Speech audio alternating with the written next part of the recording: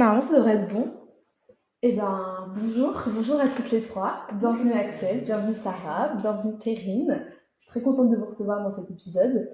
Donc aujourd'hui, on va parler du début de nos carrières d'autrices, vu qu'on a toutes les quatre au moins un livre qui est sorti, ou quasi sorti, on va dire, pour Sarah.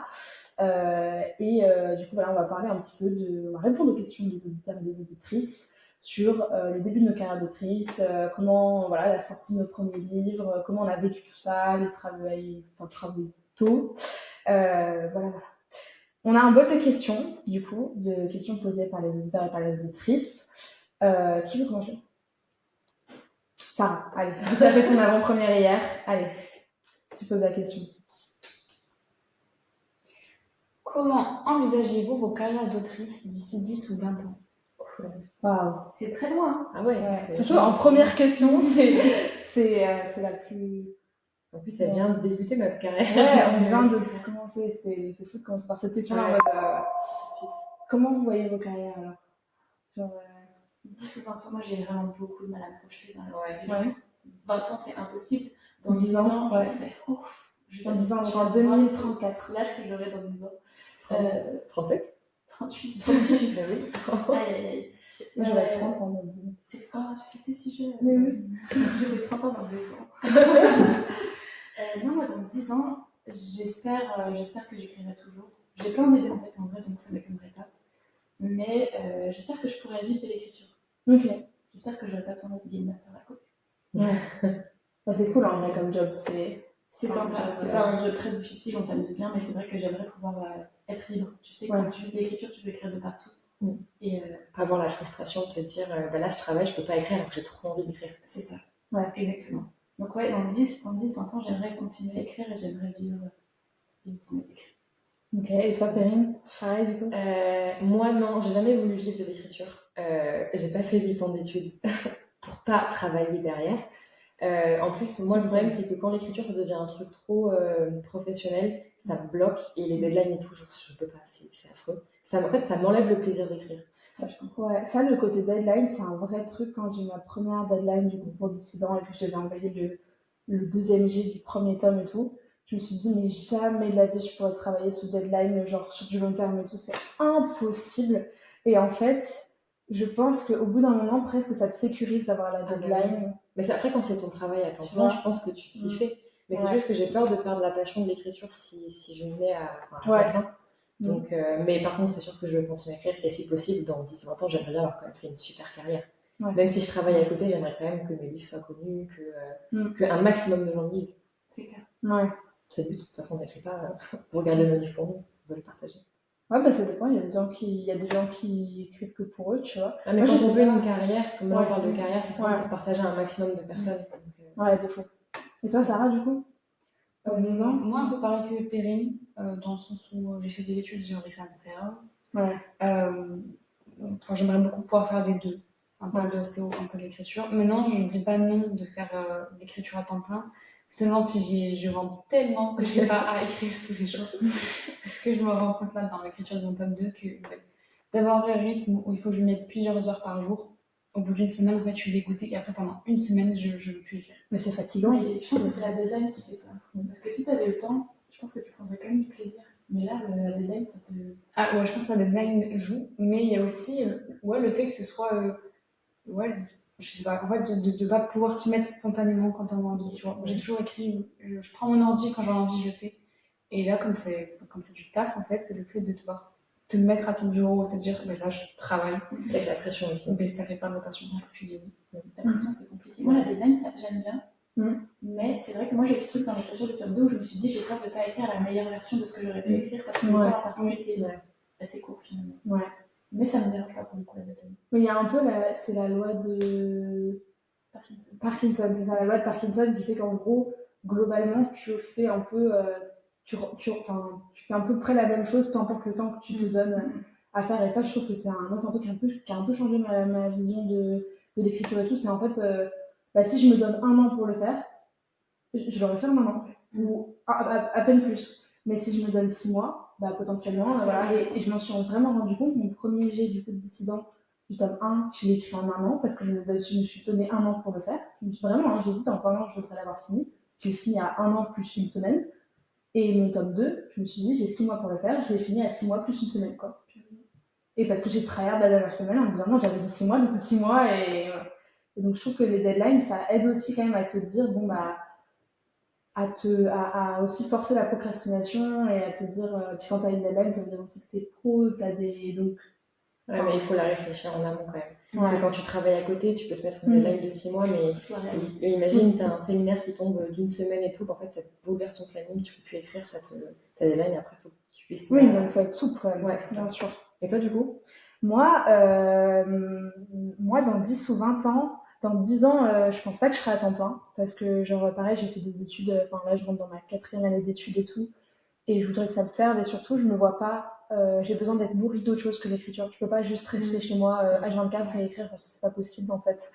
Je tombe en dette, moi, comme ça.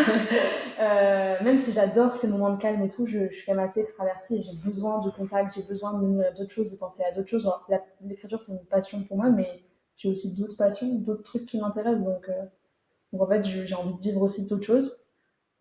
Puis même, genre, j'ai 20 ans, me dire à 20 ans, vas-y, je m'enferme dans ma chambre pour écrire des trucs fictifs, je deviens ma boule au bout d'un moment. Enfin, tu vis quand la vie, quoi. Rencontrer des gens. Mis à part le Instagram, mais c'est quand même des rencontres très virtuelles. Bah, de fou. Ça aide pas à rencontrer des amis à Paris, par exemple, comme tu viens d'emménager en plus, donc ça t'aidera pas forcément peut-être à te faire un pool de personnes. Moi, puis j'ai besoin de vivre, quoi. Enfin, de manière générale, on a besoin de vivre d'autres choses. Je pense que quand tu deviens parent aussi, c'est un peu différent parce que tu vis ta parentalité. Enfin, si tu veux être parent ou quoi, t'as d'autres choses dans ta vie qui te forcent à sortir la tête de l'écriture et tout, et à faire d'autres choses. Mais sinon, moi, j'ai besoin de faire d'autres choses, de penser à d'autres choses, parler d'autres sujets. Genre, sinon, je fais un peu overdose. Mais sinon, dans 10 ans, j'espère avoir sorti plusieurs autres romans, quoi. Raisonnablement. Attends, combien Attends, on peut en écrire un par an, un peu moins. Un peu moins, ouais. Disons un peu moins d'un par an, donc ouais, 5-6 romans encore. Ouais, ça va vite.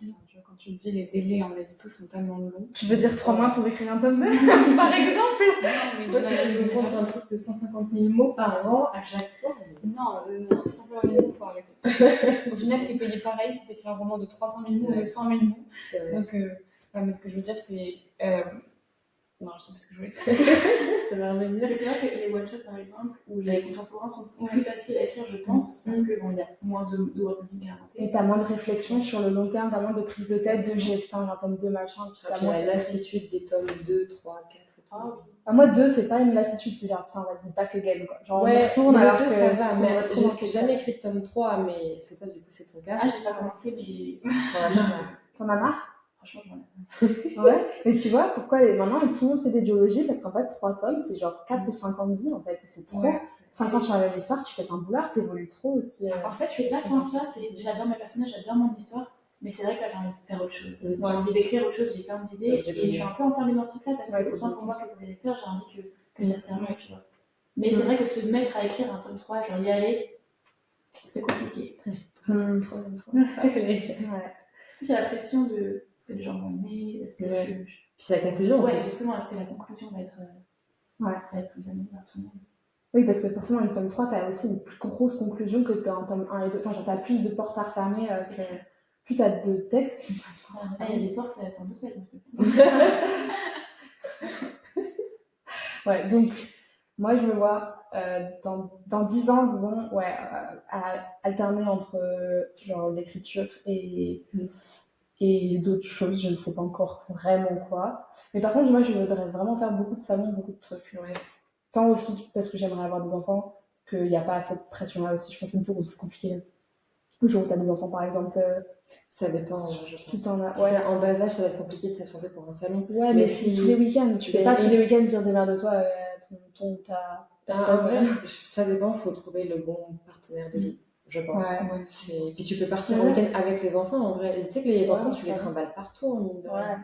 Ouais, en salon et tout, ouais. Ouais, puis c'est vrai que t'es jamais là les week-ends pour tes enfants aussi, tu vois. Bah, tu peux les trimballer avec toi, tu fais un Airbnb en Ouais, famille. La maison d'édition, elle est ravie de penser toute la famille. Les enfants, c'est pas un truc limitant. Enfin, en vrai, c'est Ouais. on verra. Dans 10 ans, on ressort cet enregistrement. Ouais, c'est pas Périne 2024. Les enfants, c'est pas un truc limitant. Périne 2034, j'en peux plus. Ouais. Non, mais quoi. Pardon. Mais je veux dire, les salons, tu le fais pas tous les week-ends. Et je Oui, pense oui. d'autant plus quand tu te professionnalises. Et je pense à Christelle Dabos, cette star. Je pense que surtout les salons, la plupart du temps, c'est pas rémunéré. Donc, c'est du temps de travail finalement que tu perds. Gratuit. Et donc, je pense que plus tu te professionnalises et moins tu fais de salons qui sont pas payés. Et tu viens surtout à tes gros événements. Mais je pense que ça, même j'ai l'impression que c'est en train de changer, parce qu'on voit beaucoup d'auteurs, d'autrices qui sont en mode, maintenant, moi, je me déplace plus. S'il n'y a pas, par exemple, je pense à Maëlle Lezard, s'il n'y a pas d'intervention scolaire, s'il n'y a pas de trucs rémunérés, en fait, les gars de Dolphin, travailler gratos un week-end, vous êtes mignons, mais surtout que des fois, les maisons d'édition ne paient même pas le déplacement. Moi, mon ancienne maison d'édition, oui, mais ça, c'est tout à ta charge. Il y a des maisons d'édition qui paient les déplacements. Oui, mais je veux dire, c'est la norme. De quoi, de pas payer de payer. Jamais de la vie, moi, je sors 1 centime de ma poche pour me déplacer. Hein. À aucun moment. Il y a des maisons d'édition qui ne payent pas. Alors, des fois, elles paient le logement, c'est cool.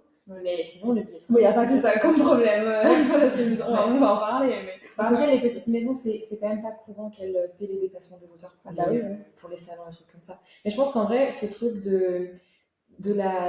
pas l'hystérie, parce que j'ai pas le mot que je veux utiliser, mais le fait de vouloir faire plein de salons, c'est parce qu'on est au début de nos carrières qu'on a trop envie de partager, en fait, d'avoir du concret. Genre, on a enfin sorti les livres qu'on avait en tête, maintenant on veut les partager à un. Moi, pas encore. mais tu le ressens quand même. Mais je pense qu'en fait, au bout d'un moment, à force de voir en fait les aspects négatifs du fait de se déplacer, etc., en fait, tu finis par plus trop avoir envie. Je vois avec l'auto-édition. Maintenant, parce qu'il y a plein de personnes qui me demandent pour les envoyer en librairie, sauf qu'en fait, c'est du dépôt-vente, donc c'est moi qui engage l'argent dedans et qui attend plusieurs mois pour être payé.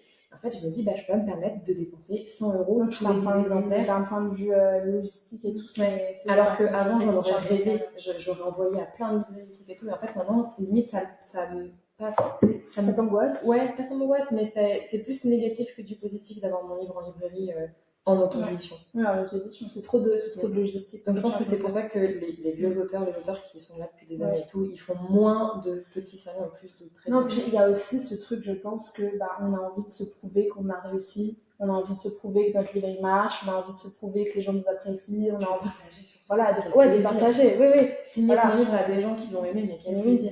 Avec les gens. Surtout quand tu l'as écrit pendant 1 an dans ta chambre, tu es content de voir des gens qui l'achètent et qui sont contents.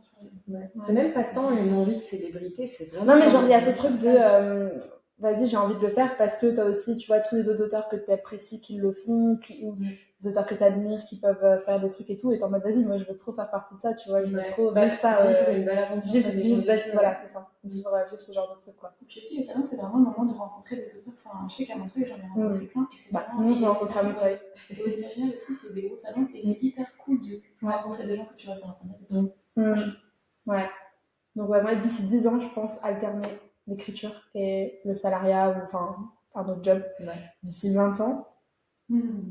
Quand j'aurai eu 10 ans de congés payés, RTT, Zoom, enfin les conf call, les trucs ça, genre c'est bon. Je pense que j'en aurai un peu ma claque. Enfin, il y a moyen que j'en ai ma claque et que je veuille un moment vivre dans ma vie de full écriture, quoi. En bonne santé. Ouais. Je pense que c'est possible qu'il y ait un moment dans ma vie où je me dise, maintenant, avant la retraite, quoi, que je me dise, vas-y, maintenant je me vais full là-dessus. C'est possible. Genre, je l'exclus pas, quoi. Si ça a bien marché, si ça marche bien. Parce que c'est ça aussi, on peut dire, voilà, mais en vrai, on ne sait pas où on sera au niveau des carrières dans 10 ans, dans 20 ans. On aura un certain âge. Surtout vous. 45. Moi, j'aimerais prendre 40 ans dans 20 ans. Ouais. Oh putain. Mais je pense pas que l'écriture soit une place. Je pense qu'on a encore trop de choses à raconter. Ouais. En fait, plus tu termines des romans, plus t'as d'idées pour d'autres romans. Oui. Et en fait, ça ne s'arrête jamais. Oui. Non, mais puis le fait que maintenant qu'on a cette potentialité de ok, potentiellement maintenant il y a des éditeurs qui sont prêts à me suivre ou quoi, ça t'ouvre les portes aussi mentales de dire ah ok, j'ai le droit de rêver, j'ai le droit de me dire il y a quoi après, quoi. Parce que moi, je me dis à 40 ans, est-ce qu'un éditeur, si tu veux toujours publier du young adulte, est-ce qu'un éditeur, il te suivra toujours en tant qu'auteur à 40 ans?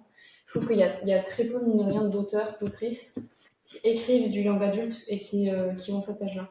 Tu vois, maintenant, parce que quand on était plus petite, c'était beaucoup ça. Il y avait que des auteurs, même, et encore, tu regardes même genre Susan Collins qui a écrit Hunger Games, c'est à peu près. Oui, Hunger Games et Véronica Roth qui a écrit Divergence. Elles étaient jeunes, mais ça faisait un peu figure d'exception, parce que quand même, les auteurs étaient beaucoup plus âgés avant. J'ai l'impression là, on est la jeune génération qui débarque. Mais je pense que, genre, les libraires notamment, ça doit leur faire bizarre d'avoir des nanas de 20 ans, 25 ans, même 30 ans, qui dédicacent et tout. Mais même les lecteurs, enfin, moi je sais que parfois en dédicace, il y a des gens qui ne me connaissent pas, qui arrivent et qui me disent, mais vous avez quel âge pour avoir écrit un livre? Et ils sont surtout que tu fais assez jeune, moi. Moi aussi. Ouais, moi aussi, on fait. Oui, c'est vrai, bah, toi, tu verras, t'as déjà fait des dédicaces? Oui. Bah, j'ai fait. On te l'a déjà dit. Ah, mais moi, les gens tout le temps, mais les gens me disent, mais. Et c'est mon premier. En même temps, mon premier, j'ai sorti à 17 ans, quoi. C'est jeune. 17 ans. T'étais vraiment jeune pour le coup. Oui, pour le coup, j'étais vraiment jeune, mais même là, je sais, en plus, j'ai une tête de bébé. J'ai 20 ans, mais j'en fais 14, donc. Enfin, 15, donc. J'attends de voir le jour où le livre sort.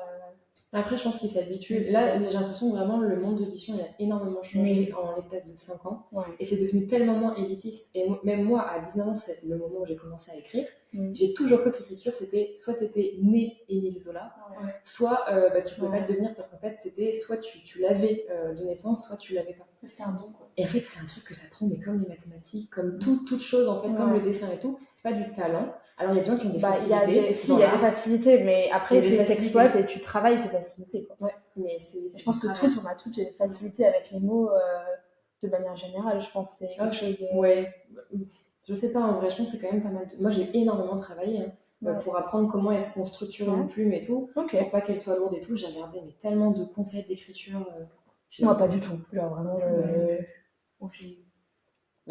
Et je pense que lire, le fait de lire, ça te forge carrément. Genre, c'est presque tout ça, quoi. Mais je pense que c'est pour ça qu'en vrai, là, ils ont commencé à ouvrir à la jeune génération, on va dire. En fait, ils se sont rendus compte que les gens n'étaient pas incapables. Parce qu'il y a toujours ce truc de les générations sont jeunes de nos jours. Surtout, t'es proche de ton public, je pense. Avec les réseaux, surtout. Mais oui, mais avant, on disait des trucs parfois tellement cringe, où on sentait que ça avait été écrit par des gens qui n'avaient pas du tout l'âge de leur narrateur. Et ça, il n'y a rien de plus cringe que ça. Il n'y a rien qui dégoûte plus la lecture que ça, en fait. Je trouve quand on est jeune, genre qu'on a 12 ou 13 ans, on se dit, mais la manière dont la personne qui a écrit ce livre voit mon âge et ma génération et me voit moi indirectement, c'est pas du tout ça, est complètement à côté de la plaque, quoi. Ah, moi, ça me l'a fait plein de fois. Mais alors, plein de fois. Je me suis dit. C'est pour ça que je lisais un peu plus de la fantaisie et tout, parce que de l'imaginaire de manière générale, parce que c'était moins voyant. Mais dans le contemporain, j'étais là, mais c'est pas possible, mais c'est pas moi, ça, c'est pas ma génération, c'est pas mon âge. Genre, t'as 40 ans de retard, quoi. c'est chouette, on a enfin des vrais contemporains de notre âge, notamment avec Clara, j'allais dire Clara. Vraiment, elle aborde des thèmes que j'avais jamais lus dans d'autres. Après, j'ai pas beaucoup de contemporains, mais vraiment le truc sur l'amitié, sur l'avenir, se trouver soi et tout. C'est notre âge, quoi. Ouais. Voilà. Bon, attends, une autre question, tu pioches? Alors. Ouf! Si vous deviez recommencer depuis le début, feriez-vous les choses différemment? Si oui, quoi? Waouh, sûr. J'ai envie de dire non, moi. Parce que j'aime pas cette idée d'avoir des regrets.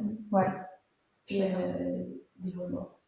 Mais en fait, moi j'ai commencé il y a longtemps. Donc j'ai commencé avec la Supernova, j'avais 20 ans, j'avais ton âge. Et super longtemps. C'était et en fait j'en ai chié, je me suis perdue en route, j'ai recommencé des trucs plein de fois. La première partie était vraiment très difficile. Pour autant, j'aurais pas envie de recommencer parce que j'apprends vachement de mes erreurs. Je me suis vraiment trouvée en route. J'ai vraiment trouvé ma plume et donc du coup même aujourd'hui je recommencerai pas parce que là par exemple je suis chez Robert Laffont, j'adore cette maison d'édition, je suis très bien là-bas.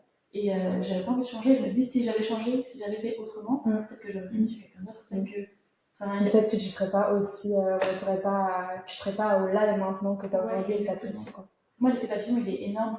J'ai publié là-bas qui m'a fait faire ci, qui m'a fait faire ça, et donc du coup, ce que ça m'apporte aujourd'hui, moi je suis très heureuse dans ma vie, et du coup, je sais pas, j'aurais pas envie de recommencer, j'aurais bien de changer un petit truc et de. Ouais, exactement. Et du coup, moi, je pense que je changerais rien, même si des fois, j'ai ce truc où je me dis, j'ai 28 ans. Des fois, je me dis, c'est un peu vieux. C'est l'inverse de ce qu'on vient de dire, mais je me dis, bah, toi, par exemple, qui a 20 ans, vous êtes jeune aussi, vous êtes plus jeune que moi. Je me dis, peut-être que je suis en retard par rapport à vous. Après, je rationalise et je me dis, bah non, pas du tout, je suis très jeune. Ouais. Mais Bah ouais, tu vois, ça me fait le même truc, par exemple, quand je vois... Non, mais oui, mais non, mais tu vois, c'est pour ça. Et ça me fait le même truc avec Cassandre, par exemple, qui a publié son premier roman à 19, tu vois. Mais moi, je suis en mode, putain, genre... Enfin, et c'est un truc dont on avait parlé, je crois que c'était avec Margot et Cassandre. On avait fait une table ronde et on en avait parlé, genre, c'était un peu être un enfant dans la cour des grands, tu vois, dans le milieu de l'édition, genre avoir 20 ans, être publié à 20 ans, quoi. Et il y avait ce truc de, en fait, on est toujours en retard par quelqu'un d'autre, enfin par rapport à quelqu'un d'autre, en avance par rapport à quelqu'un d'autre, en fait.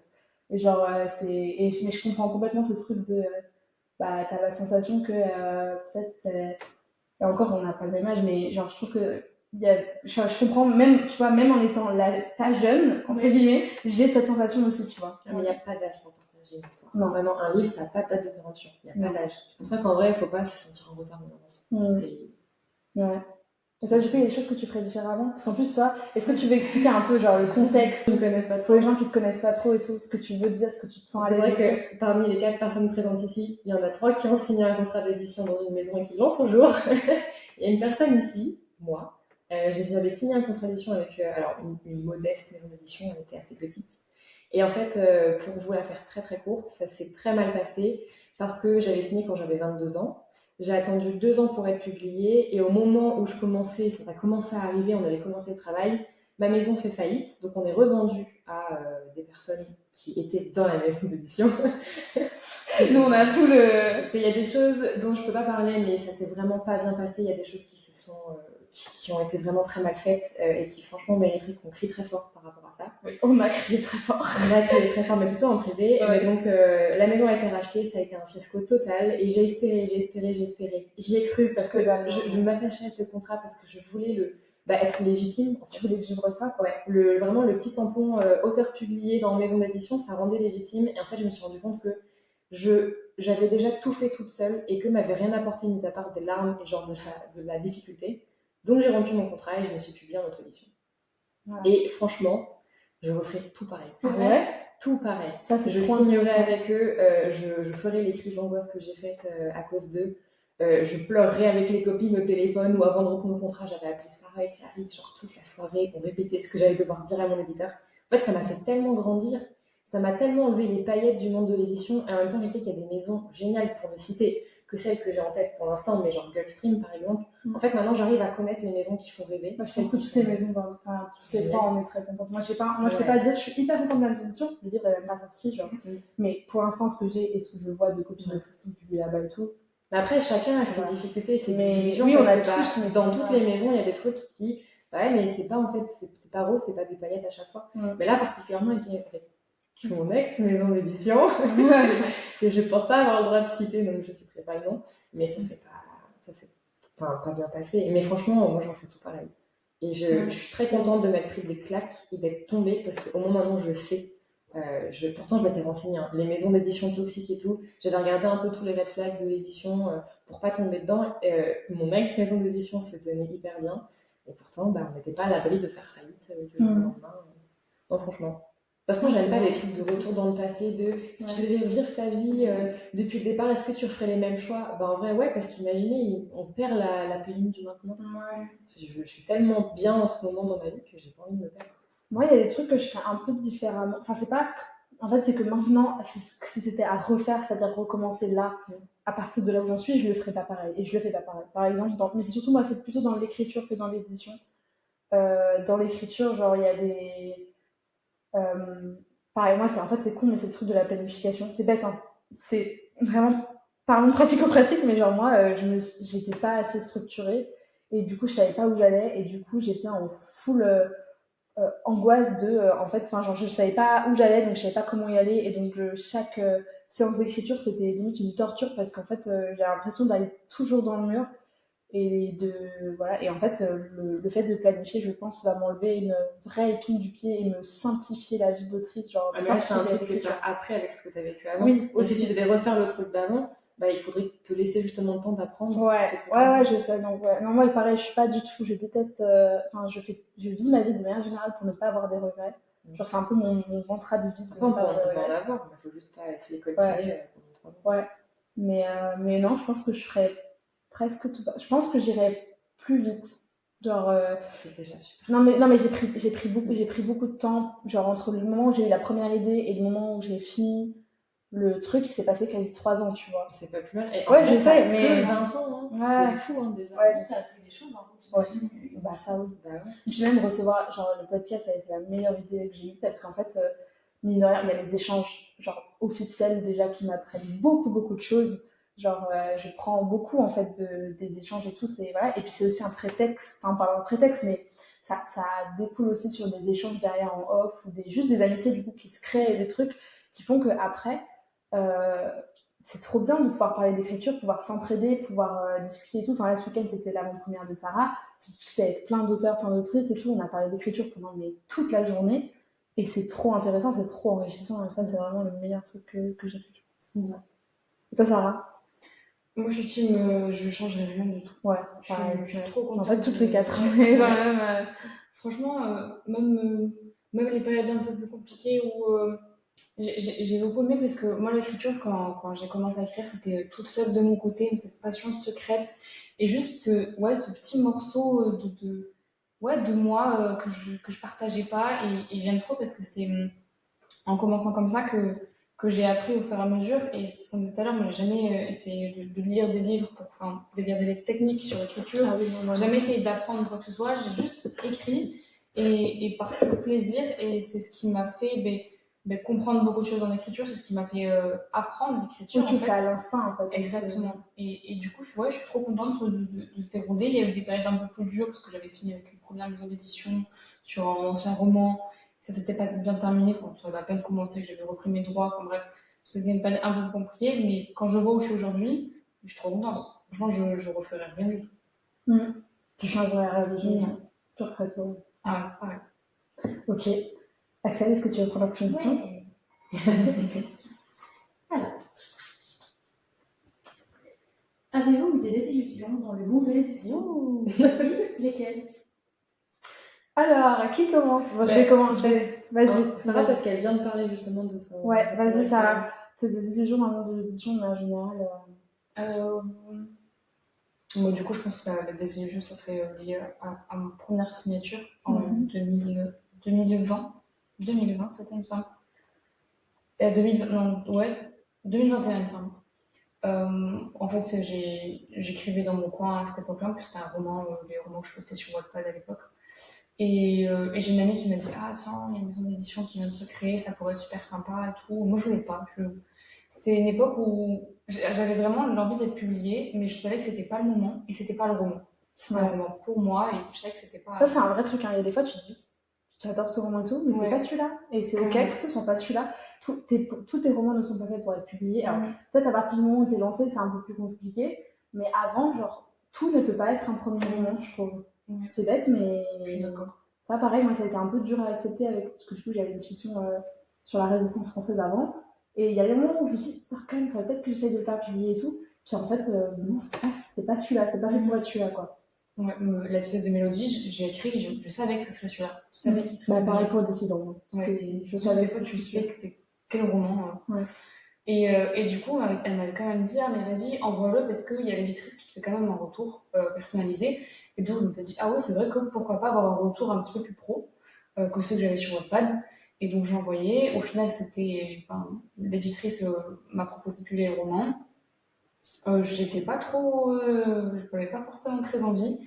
Et en fait, je me suis laissée embarquer. Je me suis dit: Bon, en fait, de base, c'était un rêve que tu avais. Je pensais pas que ce serait maintenant que ça se réaliserait, mais pourquoi pas. Et comme quoi, l'instinct, des fois, pas, quand tu le sens pas, tu le sens pas, quoi. Le dire, c'est que vraiment, après la signature, j'ai eu 2 semaines où j'étais hyper mal.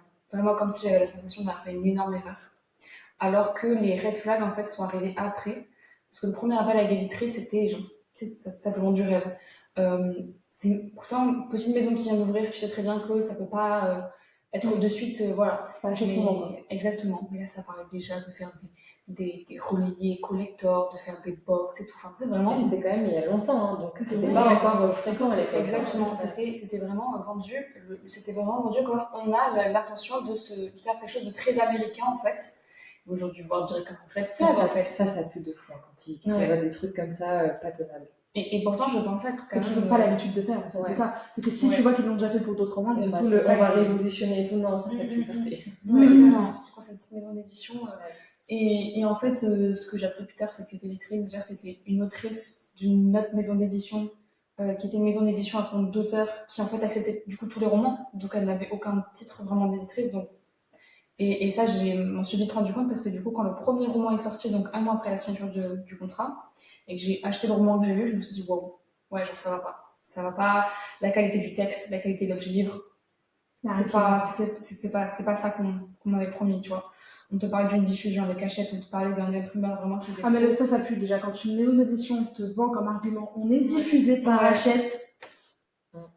Genre, j'en ai une très précise en tête, qui met partout diffusé par Hachette, machin. C'est un réseau de distribution, ça veut rien dire, genre. C'est pas Hachette, ce n'est pas du groupe Hachette, c'est juste leur réseau de distribution, genre. Fuyez, qu'il y ait une maison d'édition qui vous dit. Au final, ça m'a fait le cas. Hein. C'est-à-dire que tout ce qu'on avait dit au départ, au final, c'était finalement, on a décidé de changer, de faire ça parce que ça coûte moins cher, tu vois. Et en fait, on se retrouve avec des nez vraiment qui étaient, vraiment, je dis sincèrement que c'était moche, c'était de la très mauvaise qualité en termes d'objet livre. Et le texte était pas bon, quoi. Pas bon. Et c'est pas la faute de l'autrice, hein, mais il s'est d'avoir un travail éditorial derrière et tu vois que ça n'a pas été fait. Quand il y a des coquilles, quand il y a des phrases manquantes encore, quand il y a des répétitions à la chaîne pendant une page, tu sens que le texte il n'est pas prêt à être publié. Ouais. Et ça, c'est le travail d'une vraie maison d'édition, c'est le travail de quelqu'un qui s'y connaît dans le milieu. Et sous prétexte qu'on a publié un livre dans une maison d'édition qui accepte tout le monde, on n'a pas les compétences pour. Non. Et c'est un vrai métier, éditeur. Il y a des vraies études. Et qui sont très sélectives d'ailleurs. Exactement. Et je trouve ça très égoïste parce que, mine de rien, tu sais que quand tu es un éditeur, quand tu es une maison d'édition, tu sais que les auteurs qui viennent à toi, c'est beaucoup des auteurs en fait, qui ont ce rêve-là d'être publiés. Et du coup, tu détiens ce pouvoir en fait, dans tes mains de soit leur faire dire ce rêve, soit de faire en sorte que tout s'effondre. Et en fait, moi, tout s'est effondré. Parce que je me suis rendu compte, du coup, que c'était la pire idée de ma vie. Et je suis arrivée à récupérer mes droits assez rapidement. En disant que moi c'était pas possible pour moi, je ne voyais pas mon roman sortir de cette maison d'édition là, je ne voulais pas être liée en fait à ce travail là et voilà, et suite à ça c'était un gros moment de down parce que je me suis dit en fait j'ai l'impression que mon roman n'intéressera jamais une vraie maison d'édition qui pourrait tomber amoureuse de mon texte et me dire mais on veut le publier parce qu'on veut le porter, on pense que ça en vaut la peine. Et c'est marrant parce que on est là et 2 ans plus tard, je rencontre mes éditrices chez Hachette Roman, elles ont un coup de cœur pour le texte, elles le signent alors qu'il n'est même pas terminé, et une promotion de fou, une couverture de fou, un objet livre de fou, et voilà, comme quoi une avant-première de fou, et je pensais même pas que ça serait possible, et je suis partie vraiment de me dire, en fait, ça sera jamais possible. Tu seras jamais à la hauteur de quoi que ce soit. Et voilà. Comme quoi, il faut y croire. Mais des illusions avant de quand même... Et toi, Axel, est-ce que tu as eu un peu des illusions, des trucs où tu t'attendais pas et tu te dis ah putain, j'aurais pas pensé ça Franchement, pas tant. Pas tant parce que déjà, moi j'ai eu de la chance. J'ai soumis mon manuscrit pour la première fois dans son intégralité à Robert Laffont pour le concours de la collectionnaire. Et il a directement, Supernova a directement été publié. Donc j'ai pas eu ce truc de j'ai signé dans une mauvaise maison d'édition. Après, tu as beaucoup travaillé ton manuscrit aussi au début. Je l'avais vachement travaillé. Mais du coup, la maison d'édition en plus, elle est géniale. Et du coup, j'ai pas de problème à ce sujet. Vraiment, Non, mais t'as le droit de dire j'ai pas eu de désillusion. Et après, tu peux avoir des désillusions en termes de ce qu'est la vie d'une autrice publiée. Donc, peut-être en termes de pression de deadline, de peur que tu peux avoir. Alors qu'en fait, tu pensais pas, tu pensais que t'allais devenir légitime. Alors qu'en fait, t'as encore peur. Je sais pas si c'est une désillusion parce qu'effectivement, moi, j'ai vraiment la pression. J'ai vraiment eu la pression en tout cas en écrivant ce 2e tome. Je pensais pas. En fait, j'ai pas réfléchi si j'allais l'avoir ou pas. Donc, c'est pas une désillusion parce que je pensais pas ne pas l'avoir et finalement, je l'ai eu. Je réfléchis pas trop au lendemain. Donc, du coup, c'est vrai que je prends les choses comme elles viennent. Et je réfléchis pas trop. Est-ce que je vais être comme ci, est-ce que je vais être comme ça? J'avais jamais imaginé qu'elle allait. Moi, je suis l'inverse. Je suis la meuf qui réfléchit beaucoup trop. Donc, Et du coup, j'ai pas eu ce truc où je me suis dit, ah, c'est pas comme ça que j'avais imaginé. Tu vois, j'avais jamais imaginé être riche. Donc, du coup, je suis toujours pauvre. J'ai pas de décision. Mais c'est très bien. Après, en vrai, il faut aussi des personnes comme ça pour qui ça se passe. bien. Mais si, en fait, j'ai une désillusion. Ah, bah tu vois, quand on te présente. C'est vraiment une désillusion. Bah, du coup, j'ai soumis mon manuscrit entier à Robert Laffont, mais avant ça, je crois que je l'avais parlé dans ton podcast, je sais plus. J'avais envoyé mes premiers chapitres au concours de Rajon. On avait participé au concours d'ailleurs avec Sarah. Et moi, j'étais persuadée que j'allais gagner. En fait, mon problème, c'est qu'à chaque fois que je fais un truc, je pense que je vais gagner. C'est bien. C'est incroyable. C'est trop. Moi, je suis persuadée que je vais perdre. Moi, je suis très, très, très optimiste. Mais donc, du coup, pareil, Non, mais c'est un peu cool. une désillusion, je me dis, ah ben, j'ai perdu. Comment ça? C'est pas ça que j'avais prévu. Bah oui. Et du coup, je me suis dit, ah, merde, petit coup au moral de. En fait, mon texte n'est pas si fou que ça. Et mais très vite, je suis remontée en salle et je me suis dit, bah écoute, ils ne veulent pas, c'est pas grave. Bah écoute, Robert Laffont, et celui-là, je vais gagner. Il le regrette. Mais moi, je crois vachement au destin aussi. Pour moi, c'était juste pas mon truc. Après, tout n'est pas fait pour les éditos. Je verrais pas forcément Supernova chez Radio, par exemple. C'est pas forcément la ligne édito la plus. Je trouve qu'il est excessivement bien placé chez Robert Laffont. Je le trouve parfait chez Robert Laffont, quoi. Chez Collection R, quoi. Et donc, c'est peut-être juste ça, en fait. C'est peut-être pas qu'il était pas assez bon, c'est peut-être juste c'est pas ce qu'il recherchait et tout. Et il était pas fait pour ça, tu vois. Il était fait pour Robert Laffont. Il y a des livres comme ça. Moi, je savais que Dissident était fait pour Didier Jeunesse. Ah, mais dès longtemps, même en écrivant le tome 1, j'étais en mode vas-y, Didier Jeunesse, c'est number one in my heart, quoi, tu vois. Ah ouais. Ouais, par exemple, Hachette, j'aurais jamais tenté parce que ça va pas. Alors, même qu'ils publient de l'imaginaire, dans l'absolu, je crois que même qu'ils ont déjà publié de la dystopie. Ils n'ont jamais fait de dystopie. Ça n'a pas marché avec Rising, et du coup, depuis, ils ne veulent plus publier de science-fiction et de dystopie. Ok, bon bah voilà. Mais il y a même d'autres maisons, par exemple, Robert Laffont, c'était dans mes top, pareil, collection R, parce qu'ils ont publié beaucoup de dystopies que j'ai lues quand j'étais jeune et que j'avais adoré. Mais je suis en mode, je kiffe Robert Laffont, mais honnêtement, j'ai une proposition de Didier ou de Robert Laffont. Je pense que je signe chez Didier, quoi. Ok. Donc ça, c'est franchement. Ouais, voilà. Il y a des trucs comme ça. Et moi, il y a des illusions, je dirais, disons dans mon deuxième recueil qui est sorti, mais du coup le premier en maison d'édition, De l'orage dans un soleil, ça a été vraiment à quel point la maison d'édition a fait zéro effort de com, genre zéro effort.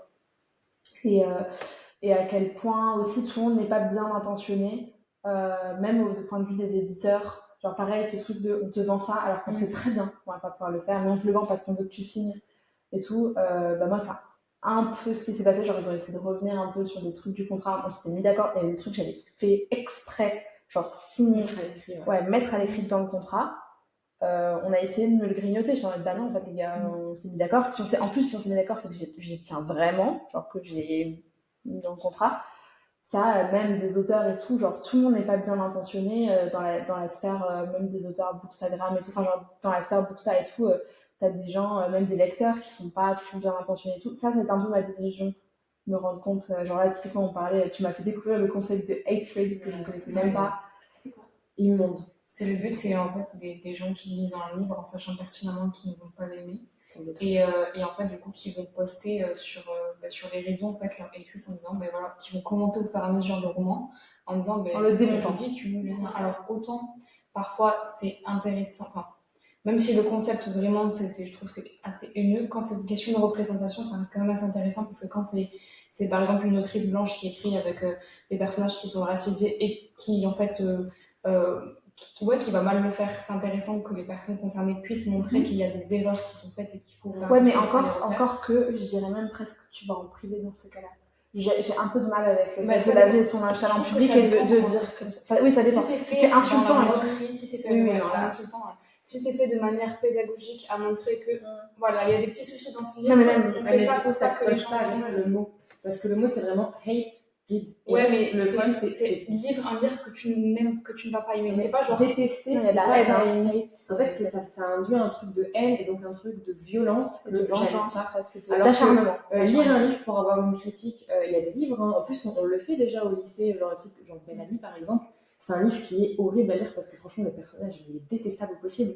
Et pourtant, genre il est étudié pour justement essayer de comprendre les comportements et tout, comprendre aussi la littérature, et c'est déjà fait. Donc ce serait plutôt un concept de, je sais pas, avoir une critique constructive read, mais pas hate. Je trouve que le mot hate est moche. C'est pas. Non, mais vraiment, quand tu vois quand tu lis, justement, Sarah m'a montré certaines, j'en montrais, je dis, mais c'est pas possible. Donc ça, c'est un peu des illusions, de me rendre compte que t'as vraiment des gens qui sont mal intentionnés, parfois de manière random, Je sais pas si les personnes ont l'impression d'être mal intentionnées. Non, je pense qu'on n'est jamais mal intentionnés nous-mêmes, mais je pense qu'en fait ils le font parce En qu'ils tout cas, pensent qu'il y a qu'il il y a de la haine dans ce milieu-là et il y a des trucs pas cool, genre. Je pense pas non plus que ce soit de la haine. Je pense pas. Oh. Mais je pense que en fait, c'est de la justice qui, pour elle, c'est un profond sentiment de justice. Et en fait, c'est fait maladroitement et avec forcément la foule de la jeunesse. Après, on peut pas tout excuser, je suis d'accord. Mais il y a des moments, c'est un peu on est maladroit, on est jeune, c'est les réseaux. Parfois, on sait pas bien gérer notre image sur les réseaux. Ouais, je sais pas. Même... Pour moi, il y a des fois, ça dépasse ce stade-là quand même. Après, il faut se rappeler que le Bookstagram, mais tout ce qui est chronique, tout ce qui est auteur et tout, c'est un milieu professionnel. Donc on n'est pas tous amis, on est aussi entre collègues. Entre collègues, ça ne veut pas forcément dire être amis. Il y a forcément des gens qui veulent saisir des opportunités, quitte à marcher sur les autres. C'est un milieu professionnel, donc il ne faut pas s'attendre à ce que ce soit les bisounours. Ah oui, voilà, c'est ça. Ouais, mais ça a été un peu la désillusion de me dire, putain, il y a des gens vraiment. Ouais, il y a des gens. Enfin, je sais pas le mot truc, mais genre, ils sont pas de race, quoi. Je suis putain. Genre, vraiment, gars, ça été un peu désillusion. Ouais. Et qu'il y a certaines maisons d'édition qui sont pas très cool. Tu vois, ça, aussi le truc de. Il y a des sorties en jeu et t'as des fonds de catalogue. Oui. Et tu peux randomly faire partie de l'un ou de l'autre. Genre, enfin, pas randomly parce que voilà, mais. Ça a été un peu genre dire putain on n'est pas du tout tous traités pareil quoi, et je trouve que plus ça va et plus ça se voit. J'ai l'impression que ça se voyait moins il y a quelques années encore, plus surtout ouais. Les langues se délient un peu sur l'édition, ouais. Et du coup les gens ont moins de mal à montrer. Alors il faut faire attention parce que trop montrer ça peut porter préjudice, ouais. C'est dangereux de montrer des trucs trop personnels, trop c'est pour ça que avec mon ex maison d'édition j'évite de citer les noms et j'évite de dire les trucs trop personnels qui sont passés parce qu'en fait il faut rester aussi professionnel, donc c'est important de décrire tout ce qui se passe. Genre dans les maisons d'édition, les grosses notamment, il y a des sorties qui sont poussées à fond parce que c'est des enjeux. Il y a des sorties qui elles sont pas poussées, mais quand même ça reste quand même des livres où il y a du travail qui sont faits dessus. Ils sont quand même représentés en librairie, donc ça reste quand même des gens qui ont travaillé dessus. Donc je pense que c'est un peu triste pour les auteurs qui sont pas mis en avant, qui sont pas en jeu, mais c'est quand même un peu insultant aussi pour les gens qui ont travaillé sur les sorties pas en jeu. Ouais. De dire oui, non, bien sûr, mais c'est juste genre je pensais pas qu'il y avait une telle classification de telle personne on la fout genre ou le fout, enfin voilà, et telle personne on sait. Après, c'est verbalisé pour faire un stage en maison d'édition, c'est verbalisé. T'as des réunions, l'argent, c'est les entreprises, bien sûr, de l'argent. Tu sais qu'un livre va bien se vendre, tu sais qu'il a un potentiel de vente important, mais c'est celui que tu vas pousser le plus parce que tu sais que derrière t'as de l'argent qui va rentrer. Ah oui, non, mais bien sûr, mais ça payer les gens de la maison d'édition et de financer d'autres romans. Donc après, ça reste une entreprise. Ah oui, non, mais ça se justifie complètement et genre je vois tout à fait justification derrière, mais moi ça a été ma décision de me dire putain, en fait, c'est un peu random et tu peux pas y faire grand chose à part toi masteriser ta com de ton côté pour que dire regardez, j'ai déjà du chiffre, donc ils savent que ils ont intérêt à miser sur toi. À part ça, tu peux pas faire grand chose et voilà, et je trouve que c'était moins visible il y a encore, même si on prend il y a 10 ans, quoi, quand moi j'étais une jeune lectrice, etc., il n'y avait pas tout ce qui est, par exemple, des soirées de lancement, des collectors, ça se voyait moins la différence. Parce que c'était beaucoup les traductions, je trouve. Ouais, plus traduction. On n'avait pas les réseaux sociaux, c'était beaucoup en librairie. Ouais, et en librairie, tu peux pas, à part mettre un petit présentoir, à part ça, tu peux pas faire grand chose, quoi. Donc ça a des illusions, à part ça. Et toi, du coup, t'as déjà... moi, la désillusion, elle est évidente. Non, en vrai, c'est pas... Si, c'est quand même une désillusion. Parce qu'en fait, même au début de l'aventure, j'ai pas vu les red flags, ça j'étais sous nez. Il y en avait pas, en fait, très clairement. Mis à part le fait que, bizarrement, c'était une grande famille. C'est quand même un peu un red flag, mais d'un autre côté, ils sont là depuis des années, ça faisait des années qu'ils étaient tous ensemble et tout. Ils signaient pas énormément d'auteurs et tout. Bon, je pouvais comprendre que tous ces adultes étaient super potes entre eux. Mais quand j'ai signé, on était que deux à avoir signé cette année-là. Et en fait, moi, au début, on m'a refusé le manuscrit. C'est-à-dire que l'éditrice, elle avait été hyper enthousiaste du livre. D'ailleurs, elle me contactait souvent le soir vers 23h, ce qui est quand même pas très trop. Mais bon, moi, j'étais ravie. Franchement, j'étais ravie. Mais en fait, on a pas mal échangé sur les réseaux. Donc moi, je me suis dit, bon, franchement, si elle est autant à fond, c'est super bon signe. Donc limite, avec mes parents, on avait déjà fait péter le champagne, mais j'étais non, quand même pas trop, attention et tout. Et un jour, en plus, c'était le jour de la Saint-Valentin. Le 14 février, je reçois non par mail de l'éditeur qui s'occupait de la maison. Et donc, je me dis, tant pis. En plus, moi, j'avais lu tellement de trucs de les auteurs, il faut arrêter de chouiner dans les pattes des éditeurs quand vous êtes refusés et tout. Ravalez votre ego. Je me suis dit, ok, c'est que mon livre est nul. C'est pas grave, ça arrive à tout le monde. C'est la première fois que je le soumets et tout. Il est pas pris. Mais quand même, je voulais vraiment cette maison. C'est ton premier roman aussi. Donc, et en fait, t'as toujours ce doute de Ouais. T'as ce truc, cette excitation de il est incroyable parce que j'ai écrit un roman et t'as ce truc de c'est mon premier roman. Je sentais que je l'aimais fort, mais c'est juste que je voulais vraiment cette maison. Et en fait, dans le mail de l'éditeur, il disait que c'était pour des raisons, je vais dire personnelles, c'est pas ça le mot, objectives, subjectives. Subjectif, c'est genre qu'il a propre à lui, bah voilà, c'était subjectif. Et donc du coup, j'étais un peu intriguée par ça, donc je renvoie un mail en mode bon bah je veux pas du tout forcer ni rien. Par contre, je serais hyper intéressée pour avoir un retour professionnel sur le texte pour le retravailler. Et là, il me liste des trucs, et en fait, ça avait rien à voir avec le tome 1 qu'il avait lu, ça avait tout à voir avec le tome 2 qu'il avait pas lu, où j'avais rapidement fait un synopsis parce qu'on m'avait demandé. Et là, il me dit, oui, l'armée est pas assez originale, les personnages vont être trop coincés dans ce truc de hiérarchie, donc ils vont pas prendre leurs décisions et tout. Et là, je me dis, mais c'est pas ce que j'ai écrit dans le tome 2. Tout ce qu'il dit, en fait, c'est t'as capté qu'en fait, il avait juste lu le synopsis. Il avait juste lu le synopsis. Et en fait, il avait... et normal, j'avais pas envoyé le tome 2, j'étais en train de l'écrire. Donc du coup, je fais un mail parce qu'il me dit, moi, je serais ravie d'entendre ton avis sur les points que j'ai soulevés. Donc moi, du coup, je me dis, allons-y. Donc là, je fais ma plus belle rédaction, thèse, antithèse, démonstration et tout, hop, genre je rédige tous les trucs pour répondre à tous ces points. On échange encore quelques mails, après il me dit, écoute, on va se faire une visio et on va en parler. Donc là, je me prépare, genre, je révise mon propre livre, genre j'étudie mon propre livre, tu vois, pour lui montrer qu'il y a des passages où machin. On s'appelle, il me dit, ok, soit on signe un contrat conditionnel tout de suite, soit on signe le contrat dans quelques mois quand tu as écrit ton livre. Et moi, j'ai préféré signer un contrat plus tard quand je l'ai fini d'écrire. Et à partir de là, gros silence radio, parce que on commençait pas le travail tout de suite.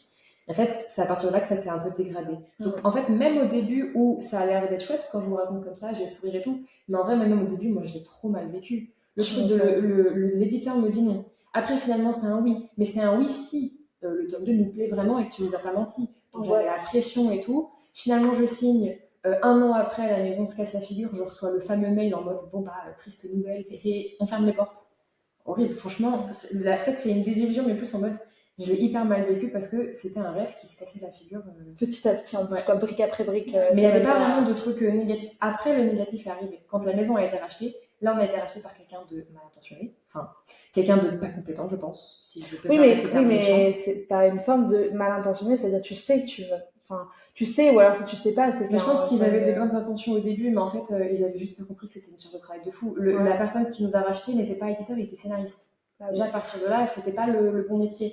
Et forcément, après, il y a l'ego qui se met en place. Et là, entre les silences radio et les trucs de quand on appelle l'éditeur, le mec crache dans le dos de tous les autres auteurs pour lui se relever, en fait, c'est pas possible. C'est des trucs, c'est tellement red flag que. Donc, maintenant, franchement, je sais à quoi m'attendre parce que je parle, comme tu dis, on a l'intention, on a non, j'ai perdu un mot. On a l'occasion de rencontrer plein d'auteurs. Donc on voit les désillusions de tout le monde. Tellement... Et franchement, maintenant, je sais que je n'aurai plus de désillusions, ou en tout cas, je suis bien avertie sur tout ce qui se passe. Et maintenant, j'ai plus hâte, c'est de remettre un pied dans une édition, mais professionnelle. C'est ça, mais en fait, je trouve qu'en ayant des potes comme ça, et en discutant et tout, ou même des gens qui ne sont pas des potes, mais en tout cas qui sont des connaissances avec qui tu t'entends bien, et avec qui tu peux parler sincèrement de ce qui se passe en maison d'édition et tout. Moi, genre, juste avant de signer mon contrat, j'ai appelé genre tous les gens que je connaissais. Quasiment, j'ai vraiment eu beaucoup, j'ai passé ma journée au téléphone et tout, pour voir un peu tout ça, et en fait, t'affûtes ton instinct aussi, tu vois. Quand tu vois ce qui se fait à droite à gauche, quand tu te dis, ouais, tel truc, ça va pas être possible et tout, tu fais arrêtez, je sais que c'est possible, je sais que vous pouvez le faire, genre arrête, me dites pas que c'est pas possible. Genre, par exemple, tel palier, on peut pas le baisser moins, vous l'avez baissé pour tel auteur. Me dites pas que vous pouvez pas, mais du coup, et en fait, le fait d'avoir des connaissances, ça te place en vrai professionnel qui sait de quoi elle parle, et ça, c'est tellement important, parce que du coup, il suffit que tu aies fait une remarque en mode arrêtez, genre, ou ça, ne le faites pas, ils savent direct que t'es pro et donc tout le reste, ils vont se comporter avec toi comme avec un auteur pro, et ça change tout, quoi, je trouve. Ouais. Je pense que la barrière qu'on a, c'est qu'on est trop jeune au début. Moi, j'ai signé à 22 ans, j'osais pas parler à mon éditeur, j'étais en mode c'est le grand vieux qui m'a signé et tout. Imagine, genre, j'avais à peine d'avoir mon permis, j'avais même pas mon permis que déjà. C'était terrible d'envoyer un mail un peu pour taper du poing sur la table en disant écoute, avant que tu revendes mon contrat à quelqu'un que je connais pas, moi je veux savoir le pourquoi, le comment, je veux savoir ce que ça va faire pour moi, est-ce que ça va changer ce qu'on avait prévu pour la couverture et tout. En fait, c'est dur de dire ça de manière ferme et tout quand on est jeune, Et en se prenant plein de baffes au fur et à mesure, bon, parfois c'est bien, juste en écoutant des gens en parler, Oui, de pas avoir besoin de ça du coup. Je crois que ton expérience, ça a servi à beaucoup de monde. En vrai, je suis pas malheureusement. sûre, en vrai, je pense que c'est parce que j'en ai pas beaucoup parlé. Mis à part, à un moment donné, du coup, avec les personnes proches, j'ai vraiment raconté ce qui s'était passé dans les détails. Avec les personnes proches. Mais les personnes proches, celles qui connaissent déjà les nouvelles éditions, donc elles vont pas besoin. C'est sûr. Mon vécu, ça servirait beaucoup à des jeunes qui, comme moi, penseraient vivre un truc super avec des maisons qui sont pas honnêtes. En fait, je ne peux pas me le permettre parce que déjà, de un, je veux pas que ça desserve pour ma carrière future. Et de deux, surtout, ça fait partie des trucs que je peux pas dire. Déjà, j'ai pas envie qu'on m'attaque. Non, mais t'as de la confidentialité, aussi. Ouais, mais pourtant, c'est aussi simple que ça. Hein. Il y a des trucs, voilà. Ouais, pour la carrière. Franchement, moi, je veux pas mettre ma carrière en jeu. Non, mais oui. C'est trop important pour moi d'écrire les livres qui soient portés le plus possible. Ok. Est-ce que tu nous reprends une question? C'est que c'est un peu ma phobie de lire des trucs devant des gens parce que ça n'a pas de rapport. Quand on était au collège et lycée, qu'il fallait lire des manuels d'histoire et tout, je faisais que des livres. C'était horrible. Bon, t'inquiète, normalement j'ai bien écrit. En plus, ça dépend. Tu vas en prendre une autre? Non, c'est bon. Ouais. Est-ce qu'il a été difficile de révéler au monde que vous écriviez ou c'était naturel pour vous? Là, c'est question. Bon, je vais répondre alors. Moi, j'ai commencé. En vrai, le tout premier, genre, la toute première histoire un peu vite fait que j'ai écrite, genre j'avais 10 ans. Je crois que j'en ai parlé à personne jusqu'à très récemment parce que j'ai retrouvé le truc. J'ai retrouvé la couverture et je me souviens de la couverture que j'avais faite. Horrible. Mais donc c'était un peu. Donc ça, non. Mais après, je crois que pareil, pour mon premier essai de roman, genre c'était une fantasy, je crois que j'en ai parlé à personne. Mais en fait, je suis arrivée à l'écriture via une copine qui était sur Wattpad, une copine de mon cours de latin, que j'ai gardée après au lycée et tout, mais qui m'a dit, bah, moi j'ai écrit sur Wattpad. En fait, elle écrivait en cours de latin dans un truc et j'étais en mode, meuf, t'es pas en train d'écrire Rosa, Rosa, Rosa, Rosa, et Rosa, et Rosa, là, vraiment, il y a un truc. Et en fait, je dis, elle écrit quoi et tout, elle écrivait une histoire et tout. Et je suis en mode, ah, c'est trop bien et tout. Elle me dit, mais je poste sur Wattpad et tout. Je découvre Wattpad. Je suis putain, un nouveau monde s'ouvre à moi. Il y a des gens qui écrivent, il y a des gens qui partagent. Et genre, il y a des gens de mon âge et je peux le faire. Vas-y, c'est bon, je le fais. Je l'ai fait. Et donc, je crois que ce premier essai de roman, je pense pas en avoir parlé autour de moi, dans ma famille et tout. Par contre, après, oui, pour mon roman sur la résistance française, comme c'était le cadre de la participation au concours national de la résistance et de la déportation. T'avais quel âge? 13 ans. 14, peut-être 14, je venais d'avoir 14. Okay. Mais c'était en fait, on nous l'a proposé, notre prof d'histoire qui nous a dit. C'est génial, mais. Je peux te dire, je me souviens il nous distribuait les papiers et tout. Et j'ai dit, il faut que j'écrive un roman. Genre, straight away. L'heure d'après, j'étais au CDI, j'avais une heure de pause. Et j'ai commencé à écrire les premiers mots du prologue et tout, machin, que j'ai encore, genre l'édition Wattpad. Donc, et ouais, non, franchement. Et en fait, et là, j'en ai parlé à mes parents, je leur ai dit, je vais participer au roman, je vais écrire un roman. Comment ça, je vais écrire un roman? Bah ouais, je vais écrire un roman. Mes parents, ils ont l'habitude, ils me connaissent. Ce genre de truc, c'est random à la maison. Ouais, je vais faire ci, ouais, je vais faire ça, ouais, je vais lancer un podcast. Ouais, je vais partir faire mes études à l'étranger. Ouais, tous les 4 matins, ouais, je vais faire de la poterie. Ouais, je vais faire. Donc, ils ont l'habitude. Et donc, ça a commencé comme ça. Et donc, en vrai, ça s'est su très vite. Après, c'est aujourd'hui plus compliqué pour moi de dire aux gens de ma vie que je rencontre, ouais, j'écris et tout, c'est plus facile de parler de ma vie publique à des gens privés que l'inverse. Par exemple, pendant très longtemps, dans mes études et tout, j'avais un compte Insta et tout qui marchait bien et tout, enfin voilà, qui était avec quelques milliers d'abonnés et tout. Je disais pas que j'écrivais. Je disais pas, maintenant je le dis parce que je me dis, ils vont finir par le savoir. Donc en fait, tant qu'à faire, je crève l'abcès maintenant et au moins, ils savent ce que j'ai envie qu'ils sachent et puis ils iront rechercher s'ils veulent, mais au moins ils sont pas en mode, ah mais tu me l'avais pas dit. Il y a des gens comme ça, au bout de 2 ans de relation, ah mais tu m'avais pas dit. Bah non, mais tu m'as pas demandé. C'est vraiment ça. Donc moi, ça n'a pas été compliqué. Mais après, tu as commencé très jeune aussi. Hein. Oui. Donc, et vous alors, est-ce que c'est compliqué aujourd'hui? Est-ce que ça a été compliqué? Moi, ça a été hyper compliqué. Ouais. Franchement, je pense que j'ai commencé à écrire, je l'ai dit à mon copain d'époque, j'ai dit à mes parents, à mon frère, et j'ai mis même, je crois, 2 ans à le dire à ma meilleure amie. Ah, c'est ma meilleure amie. Et ensuite, pareil, j'ai eu beaucoup de mal à le dire aux gens, je le disais à personne, même quand j'ai déménagé à Toulouse. Moi, j'ai déménagé à Toulouse il y a 2 ans et demi pour écrire. Je me suis dit, ok, je vais déménager. Pour écrire. Ouais, en fait, c'est un peu une histoire compliquée, mais mon père ne voulait pas forcément que j'écrive. Il voulait que je travaille, en fait. Ah oui, ah bah pareil, le même. Et mon père, c'est pas un vrai métier, arrêtez quand même. Bon, maintenant que j'ai signé mon premier contrat et que j'ai reçu un peu de sous, Et en mode, ah, bon. Pareil. Et du coup, excusez-moi, j'ai envie d'écrire, j'ai pas envie de te rentrer dans la vie active maintenant. Ouais. Je vais partir parce que lui, il voulait pas que je reste chez lui si je travaillais pas en fait. Et du coup, mais même, hein, y a pas de souci. Mais c'est voilà, il voulait que je Non, travaille. mais je vois les mêmes. Et du coup, je suis partie pour écrire. Et quand je suis partie pour écrire, les gens me demandaient, mais qu'est-ce que tu fais là-bas, t'es au chômage et tout. Et je disais, je travaille sur un projet, mais je disais pas ce que c'était parce que je sais pas, je pense que j'ai énormément peur de l'échec et je me disais, j'ai pas envie que les gens se disent, ah bah tiens, elle est pas pour écrire, mais qu'est-ce que ça donne au final 10 ans plus tard, t'as toujours pas publié. Ouais, en fait, t'avais peur que les gens de te dire un truc et en fait de devoir assumer l'échec derrière. Ouais. Exactement, c'est tout à fait ça. Moi, ça, c'était un blocage pour parler de mon roman sur Instagram. Genre, au début, j'en ai pas trop parlé parce que j'étais en mode, vas-y, si ça se plante, j'aurais tellement l'air minable, alors que tellement pas, genre. Et bien, moi, j'avais la même réflexion, du coup, c'est pour ça que j'ai mis beaucoup de temps à créer un compte Instagram, à parler de mon roman. Ouais. Et encore aujourd'hui, j'ai du mal. Et j'ai cette discussion fréquemment. Quand on me demande ce que je fais dans la vie, je dis que je suis game master.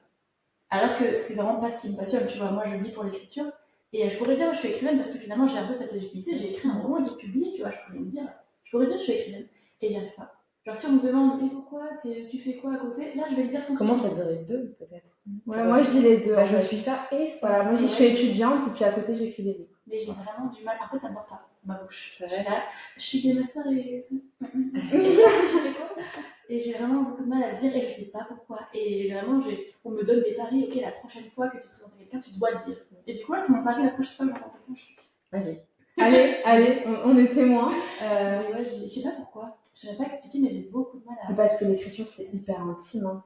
Ouais. C'est hyper intime et c'est aussi parce qu'avoir des histoires dans sa tête et tout, surtout quand on écrit de l'imaginaire et tout, c'est assumer derrière tout ce que tu vas écrire. Et ça, c'est pas évident. Moi, ça, c'est un vrai truc. Hein. Parce qu'en plus, j'ai écrit un roman qui parle de fertilité, qui parle de trucs. Je me dis, putain, mais genre, je vais écrire des trucs, mais les gens vont me prendre pour une folle. Après, mais pour une folle. Ils l'histoire, donc ils pensent pas à toi. Mais oui, et en fait, quand je lis, je suis en mode, putain, quand je lis, typiquement, ça me l'avait pour Vie, je vois. Qu'il y a des scènes, des fois, tu fais, oh, et tu me dis, mais je suis tellement admirative de ce qu'elle a réussi à écrire, de ce qu'elle a réussi à assumer d'avoir écrit. Je vais être cette personne. Je vais avoir cette même truc de, ok, genre, je suis 100% claire avec ce que j'écris. Je me dis que si j'écrivais du smut, est-ce que je le dirais? Je pense pas. Je pense que ça. Je pense que je pourrais pas. Ouais, mais il y a plein de gens qui font ça. Hein. Je suis sûre qu'il y a plein d'auteurs qu'on connaît, des auteurs connus et tout, qui écrivent des trucs sur des dark romances bien sales. Christelle Damas. Christelle Damas en dark romance. C'est faux. C'est pas faux. Et toi, alors, du coup, ça va? C'était quoi la question? Est-ce que tu as eu du mal à dire que tu écrivais, genre, à révéler au monde que tu écrivais? Alors, je me souviens plus trop comment je l'ai dit à mes parents. Je pense qu'ils l'ont tout reçu, parce que j'ai commencé à écrire très très tôt. Mais au début, c'était un petit peu de temps en temps, tu vois, j'écrivais pas tous les soirs, toutes les semaines et tout. À 10 ans, ils savaient déjà, parce que j'avais pris l'ordinateur de la famille pour écrire mes petits romans, tu vois, donc ils étaient déjà au courant. Et après, dans mon cercle d'amis, j'ai commencé à en parler que quand je suis arrivée en classe de première. J'ai eu un groupe d'amis et c'était les premières personnes de mon cercle d'amis au courant. Cette même année, j'avais ma prof de français qui m'avait lu, qui a lâché ça devant toute ma classe. Et là, ça a été mes premières expériences justement de révélation au monde qui a été assez... Ouais, c'était un peu violent quand même. En plus, j'ai eu une classe où on était 6 filles, 18 garçons. C'est un peu à cet âge-là, je pense que c'est mature, les garçons. C'est à quel âge t'as dit? 3e? En classe de première. Donc j'avais 16-17 ans. Première encore, ça va, c'est pas genre 4e, 3e où tu te fais clasher comme une les garçons, à 17 ans, en plus quand t'es dans une classe où il y a que des garçons qui sont comme ça, et voilà. Et en plus, elle savent, donc du coup, elle me fait son retour en fait devant toute ma classe. Genre, elle avait lu le roman et elle me fait son retour. Parce qu'il est positif. Ah oui, il était là en mode oui, la relation entre Sophie et Romain. Et déjà, j'étais là, c'est qui Sophie et Romain? Oh mon dieu, oh là là, ça c'était. Ouais, j'étais hyper mal.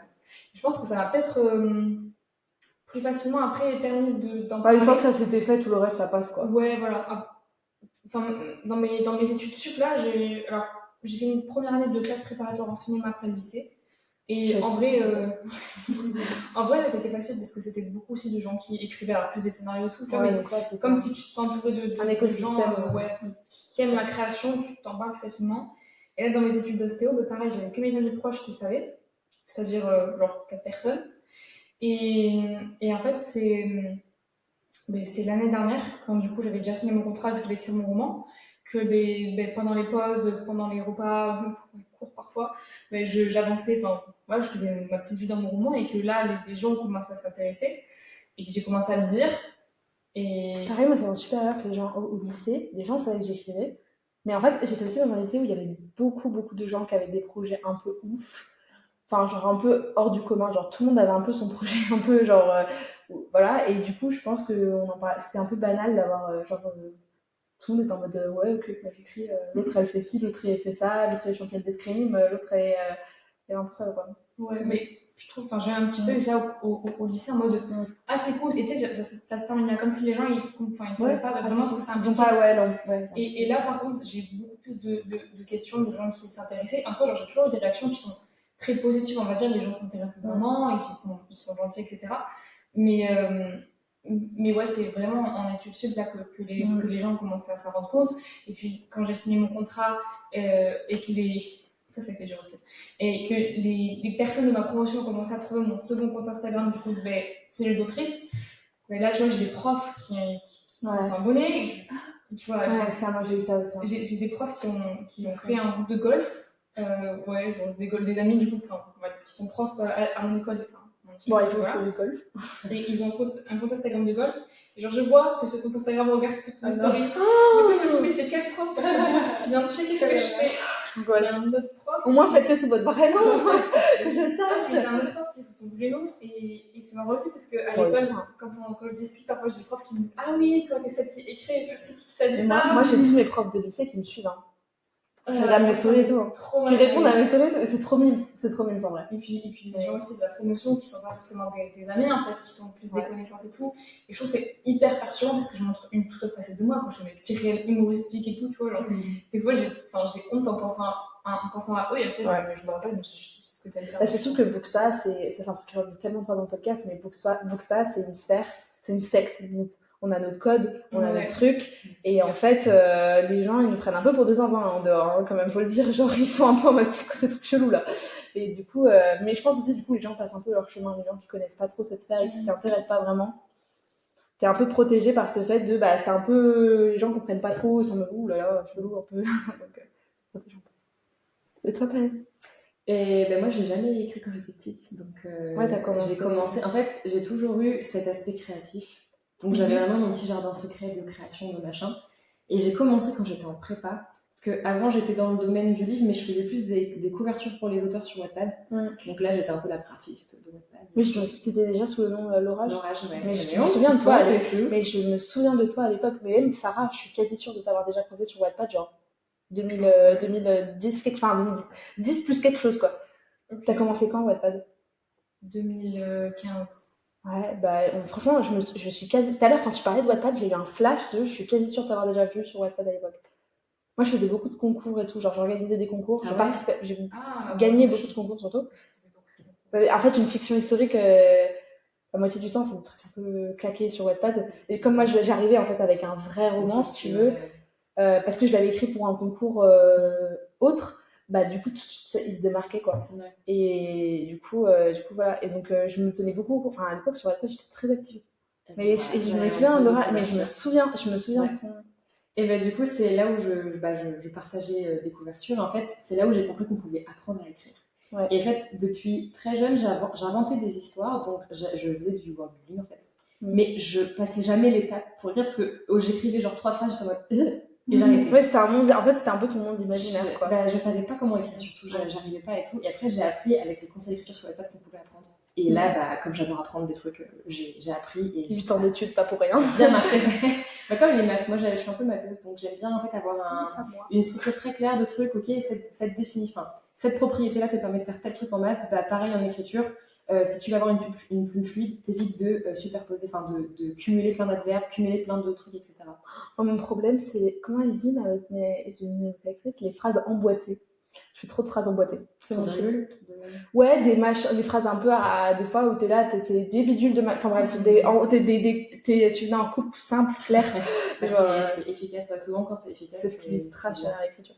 Ouais, mais du coup, j'avais vraiment ce petit jardin secret et c'est pour ça que j'ai gardé mon pseudo très très très longtemps en espérant vraiment qu'on ne me retrouve pas. Dès que quelqu'un d'un peu proche, genre mes sœurs qui ont fini par être au courant, commençait à s'abonner, je les virais direct. Ouais, moi j'ai bloqué Mes les gens, parents, j'ai bloqué j'ai les gens. viré direct. J'ai Et bloqué en mon fait, père. c'est à un moment, quand j'allais en vacances chez mes parents, parce que j'ai commencé en prépa, ils me voyaient tout le temps là, en train d'écrire. Ouais. À un moment, mon père, il passe la tête sur le côté, il fait « Oh, c'est quoi cette affiche de film ?» Je suis en mode « C'est l'affiche de mon livre, papa, c'est la couverture de mon livre que j'ai créé. T'écris un livre, toi ?» Et là, forcément, bon, bah oui, j'ai écrit un livre sur ça, mais trop bien et tout. Mais tu sais, dans leur tête, c'était un truc... pas un truc d'enfant, j'avais quand même 19 ans, mais c'était un... petite passion. C'était pas un truc qui déboucherait sur Ouais. du concret, parce qu'ils m'ont dit « Ah, et t'en es où ?» Bah, j'ai 400 pages déjà. 400 pages déjà Ouais. Ah oui, papa, je travaille dessus. Et là, même encore maintenant, j'ai énormément de mal avec le fait de dévoiler mon jardin secret, parce que c'est pas que j'ai honte de ce que j'écris, mais c'est que, en fait, j'ai des côtés de moi très fleur bleue, j'ai des côtés de moi un peu plus trash et tout. Et c'est des trucs que j'ose pas montrer parce que les gens se moquent beaucoup en fait quand t'écoutes des musiques un peu déprimantes ou quand t'écoutes. Quand t'aimes des. Genre par exemple Miraculous, j'adore. Les relations entre les personnages, moi j'adore la romance aussi, mais j'aime pas trop en lire, je préfère lire de la romance dans le truc de fantasy et tout. Les gens te prennent pour quelqu'un de cucu et tout, et en fait, j'ose pas montrer cette part-là de moi, alors que j'adorais partager des citations de ce que je suis en train d'écrire un peu sexy entre les personnages. Mais en fait, je me rappelle que il y a mon cousin qui me suit, puis il y a ce mec-là de l'armée qui me suit, et du coup, ça me fait paniquer. Et Ouais, bah, moi ça m'a fait ça, et maintenant, je trouve qu'avec le côté, c'est con, avec le côté signature et tout, je suis en mode, bah vas-y, moque-toi. Oui. Genre, parce que maintenant, moque-toi, t'as ce truc de, de toute façon, oui, mais parce que c'est t'as ton hyper côté, dur. moi maintenant, le problème c'est que j'ai mon côté professionnel qui empiète sur le personnel, parce que j'écris avec mon vrai nom, j'en suis fière, je suis contente. Sauf que mon vrai nom, il va me servir aussi à publier des articles scientifiques sur les fourmis, pareil, ce qui n'a rien à voir. Et surtout, mon vrai nom, c'est aussi, je me suis engagée dans l'armée pour écrire mon livre. Sauf que du coup, mon père, il n'arrête pas d'amener les livres à l'armée pour montrer à tous ses collègues que... Mais donc du coup, mon livre, il est acheté par le commandant, par le colonel, par les lieutenants-colonels, et sauf que du coup, il me dit, il faut que tu fasses un salon dans le régiment. Je suis en mode, non, jamais les militaires lisent pas forcément. En plus, si c'est pour pas qu'ils le fassent public. ça, mais surtout, ils vont faire un retour en mode, là, elle dit que le FAMAS s'utilise comme ça, alors pas du tout. Non, je veux pas. Non, puis c'est pas le public aussi. Mais ça c'est un vrai truc. Ça, c'est, je dis, mais en fait, ne me lis. Genre, après, c'est ma grand-mère, je dis, mais ne me. Par exemple, elle dit, mais ma grand-mère, elle est très respectueuse de l'intégrité des gens et elle n'aurait pas envie de me lire, je pense, en général, c'est trop intime pour elle. Et donc, je dis, ne me lis pas, tu n'es pas la cible. Tu n'es pas du tout la cible, en fait, de ce que j'ai écrit, quoi. Je l'ai pas écrit pour des gens comme toi. Et après, c'est stylé. Moi, je sais que du coup, je lui ai dit, si au régiment, vous voulez faire un truc de com ou vous voulez m'interviewer ou je ne sais pas trop quoi pour dire que je me suis engagée à la base pour écrire un livre et tout, avec plaisir. Mais par contre, moi, je fais pas de trucs de dédicace dans le régiment et tout. Je sais pas, j'ai pas écrit ce livre pour ces gens-là. C'est terrifiant. Pour moi, c'est encore terrifiant de...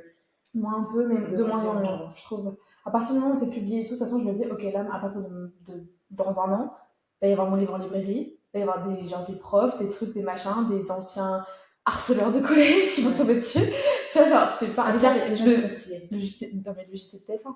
J'ai eu des gens, je me suis dit, non, mais je me suis dit, c'est sûr, statistiquement, 5 millions de personnes, statistiquement, il y a forcément des gens que je connais depuis, genre que j'ai plus dans ma vie depuis hyper longtemps qui m'ont vu, c'est obligé. Et il y a des gens qui m'ont envoyé des messages. Mais c'était gênant. Après, les gens trouvent ça stylé. Parce que les gens trouvent ça de plus en plus, quand tu le présentes, enfin, du coup, t'as pas encore expérimenté ça, mais il y a rares fois où je tente un peu en mode, ouais, je suis doctorante en bio, et aussi autrice à côté, et tu sais, ils sont en mode, t'écris quoi? Et en fait, comme c'est des métiers pas courants, ils te posent beaucoup de questions sur ton truc, donc c'est un peu intrusif, mais en même temps. C'est le seul moment où on se dit le mysticisme autour du métier d'écrivain, c'est peut-être pas si mal au fond. Après, ça crée comme ils creusent le truc, après, c'était quand t'as pas trop envie d'en parler, c'est un peu embêtant. En fait, tu vois que les gens sont souvent un peu en mode impressionné, genre t'écris un livre, 400 pages.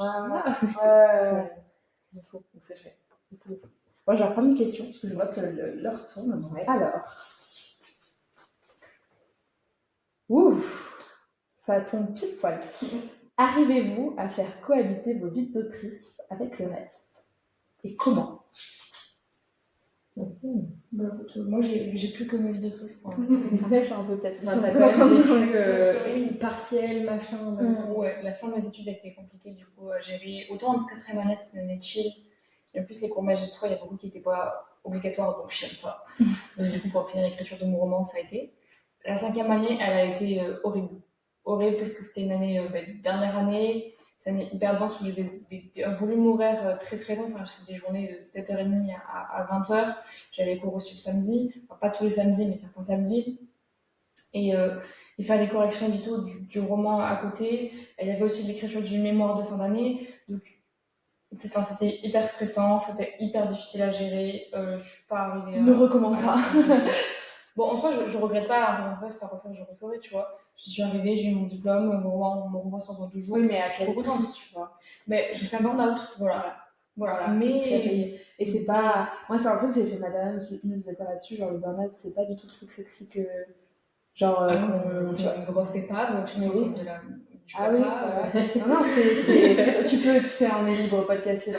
Mais non, mais ça, c'est le burn-out, c'est pas du tout enfin voilà, mais c'est pour moi, c'est pas un signe de réussite quoi. Enfin moi, quand j'ai frôlé le burn-out, j'étais en mode, en fait, c'est la preuve d'un échec, c'est que t'as pas réussi dans un sens, même si parfois c'est des choses qui te forcent à le faire, mais t'as pas réussi à bien gérer le truc et à bien t'organiser, et t'as été jusqu'à craquer quasiment pour te rendre compte que c'est presque pour moi, genre moi j'étais en mode mais putain mais j'étais trop conne en fait d'aller si loin alors que j'aurais pu clairement faire avant, et j'y suis allée droit dans le mur, et j'y suis allée avec une énergie.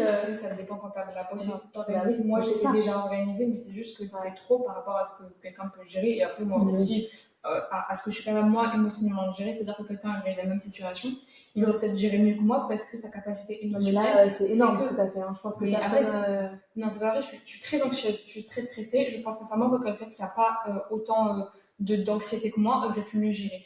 Moi, l'anxiété et me coucher en fait en ayant peur en fait, juste de pas arriver à gérer. Je me couchais tous les soirs avec cette peur.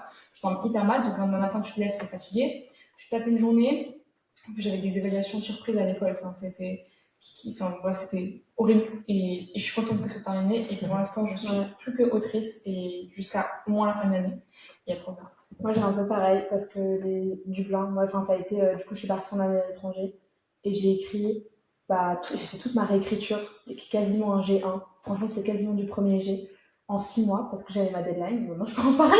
J'avais ma deadline, je devais rendre les manuscrits et tout à l'éditrice pour savoir si elle allait être publiée. Donc, il y avait en plus de stress de putain, je sais même pas si ça va être publié. Enfin, genre, il faut que ce soit suffisamment bien pour que j'ai pas de seconde chance, quoi. Et en même temps, Dublin et les études et tout. Et ça a été hyper dur à gérer. Mais après, je peux pas dire comment je gère, parce que pour l'instant, j'ai pas une vraie vie d'autrice dans la mesure où le livre n'est pas sorti. Genre, j'ai pas d'événements, genre de dédicaces, de salon, de trucs. Donc, pour l'instant, en fait, c'est de l'organisation, quoi. De l'organisation et de la détermination, en fait. C'est ça qui fait la différence entre les gens qui y arrivent et qui n'y arrivent pas, c'est la détermination et la persévérance, quoi. Et vous, les filles, alors? Moi, je mène une thèse à côté. Ouais. Toi, tu fais tellement de choses. C'est vrai. L'armée aussi. Et l'armée, t'es réserviste à l'armée. Ouais, mais ça... Non, les gens sont là en mode...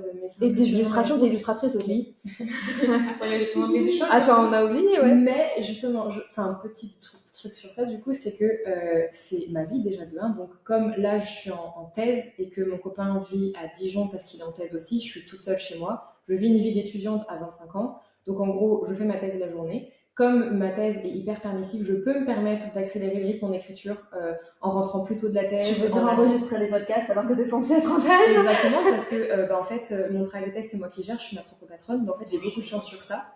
Et surtout, et en fait, il y a des moments, je peux pas tout faire en même temps. Et franchement, on dirait pas comme ça, on dirait que j'ai pas de vie. Mais il y a plein de moments, je me pose chez moi et je larve comme pas possible. Mais il faut. Et en fait, il y a lâcher la pression. Ouais, et il y a des moments, ok, j'écris, parce que bon, là, du coup, ma vie en ce moment, c'est beaucoup. Je travaille la journée, vu que je viens de reprendre ma thèse, et le soir, j'écris plusieurs heures d'affilée. Ouais, là, t'es en travail d'édito. Ah bah non, Non, j'ai fini les soldats. Parce qu'en plus, tu fais les deux, là. Tu t'as fini les soldats. Maintenant, je reprends l'écriture de nouveau. Et tu reprends. Mais du coup, je fais ça de mes soirées, donc je regarde plus de séries, je regarde plus de films et tout. Sauf de temps en temps, quand j'ai vraiment envie et que j'en peux plus. En fait, c'est quasi le premier truc qui dégage quand tu vas être auteur. En fait, c'est les séries.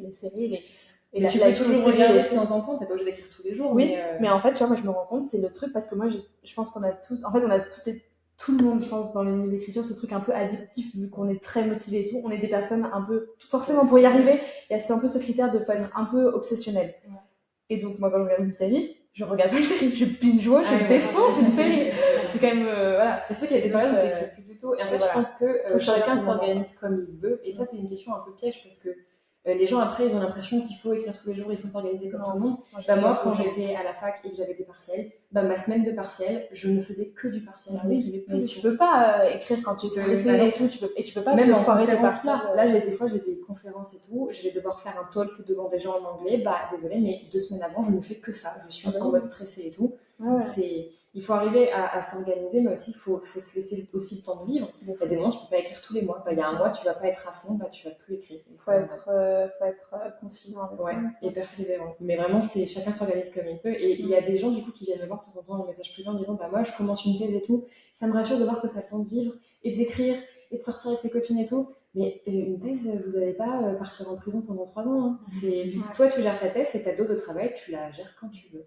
Parce que tu as des gens en priorisé en fait. Ouais, mais tu as des gens, ils rentrent le soir et continuent à travailler. Moi, j'ai décidé que le soir, je travaillais sur mon livre. Mais je ne continuais pas à travailler sur mon truc. Et toi, du coup, Axel? Moi, j'ai aucun problème à gérer les deux. Parce que je suis game master, mais je suis à temps partiel, je travaille 24 heures dans la semaine. Ouais, donc du coup, tu as beaucoup de temps. Vachement de temps pour écrire. En fait, c'est comme moi, un peu en étant étudiante. J'ai cours 3 jours par semaine.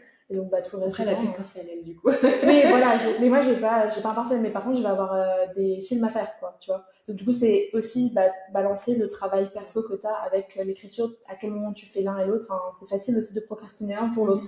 Aussi. Non, mais du coup, je m'organise vachement. Enfin, c'est très, très facile aujourd'hui. Ça n'était pas il y a quelques années quand j'étais encore en études. Moi, j'ai fait une licence de droit. Pendant ma licence de droit, c'était très compliqué. Enfin, j'avais beaucoup de taf. Et du coup, je priorisais vachement les études. Et ensuite, j'ai fait un master en communication. Et là, pareil, c'était hyper dur parce que j'étais en alternance à l'université, j'étais en IAE. Et c'était pendant le Covid en plus. Donc, du coup, c'est plein de trucs qui disaient que j'avais pas le moral déjà le Covid. Moi, j'étais au bout de la vie. Comme tout le monde, je pense. Mais là, je trouve qu'il il y avait plus de cours. En plus, après, on a tout passé les partiels en distanciel. J'ai été trop mal. Moi, c'est après le Covid surtout, j'ai été trop mal. Le confinement, c'est terrible pour moi. Et j'avais beaucoup de travail dans une alternance, du coup, je travaillais dans un laboratoire. En plus de ça, j'avais du coup plein de devoirs à rendre, de travaux de groupe. J'avais mon mémoire à faire, j'ai eu 2 mémoires à faire en master. Et du coup, c'était hyper compliqué. L'écriture, ce n'était pas du tout.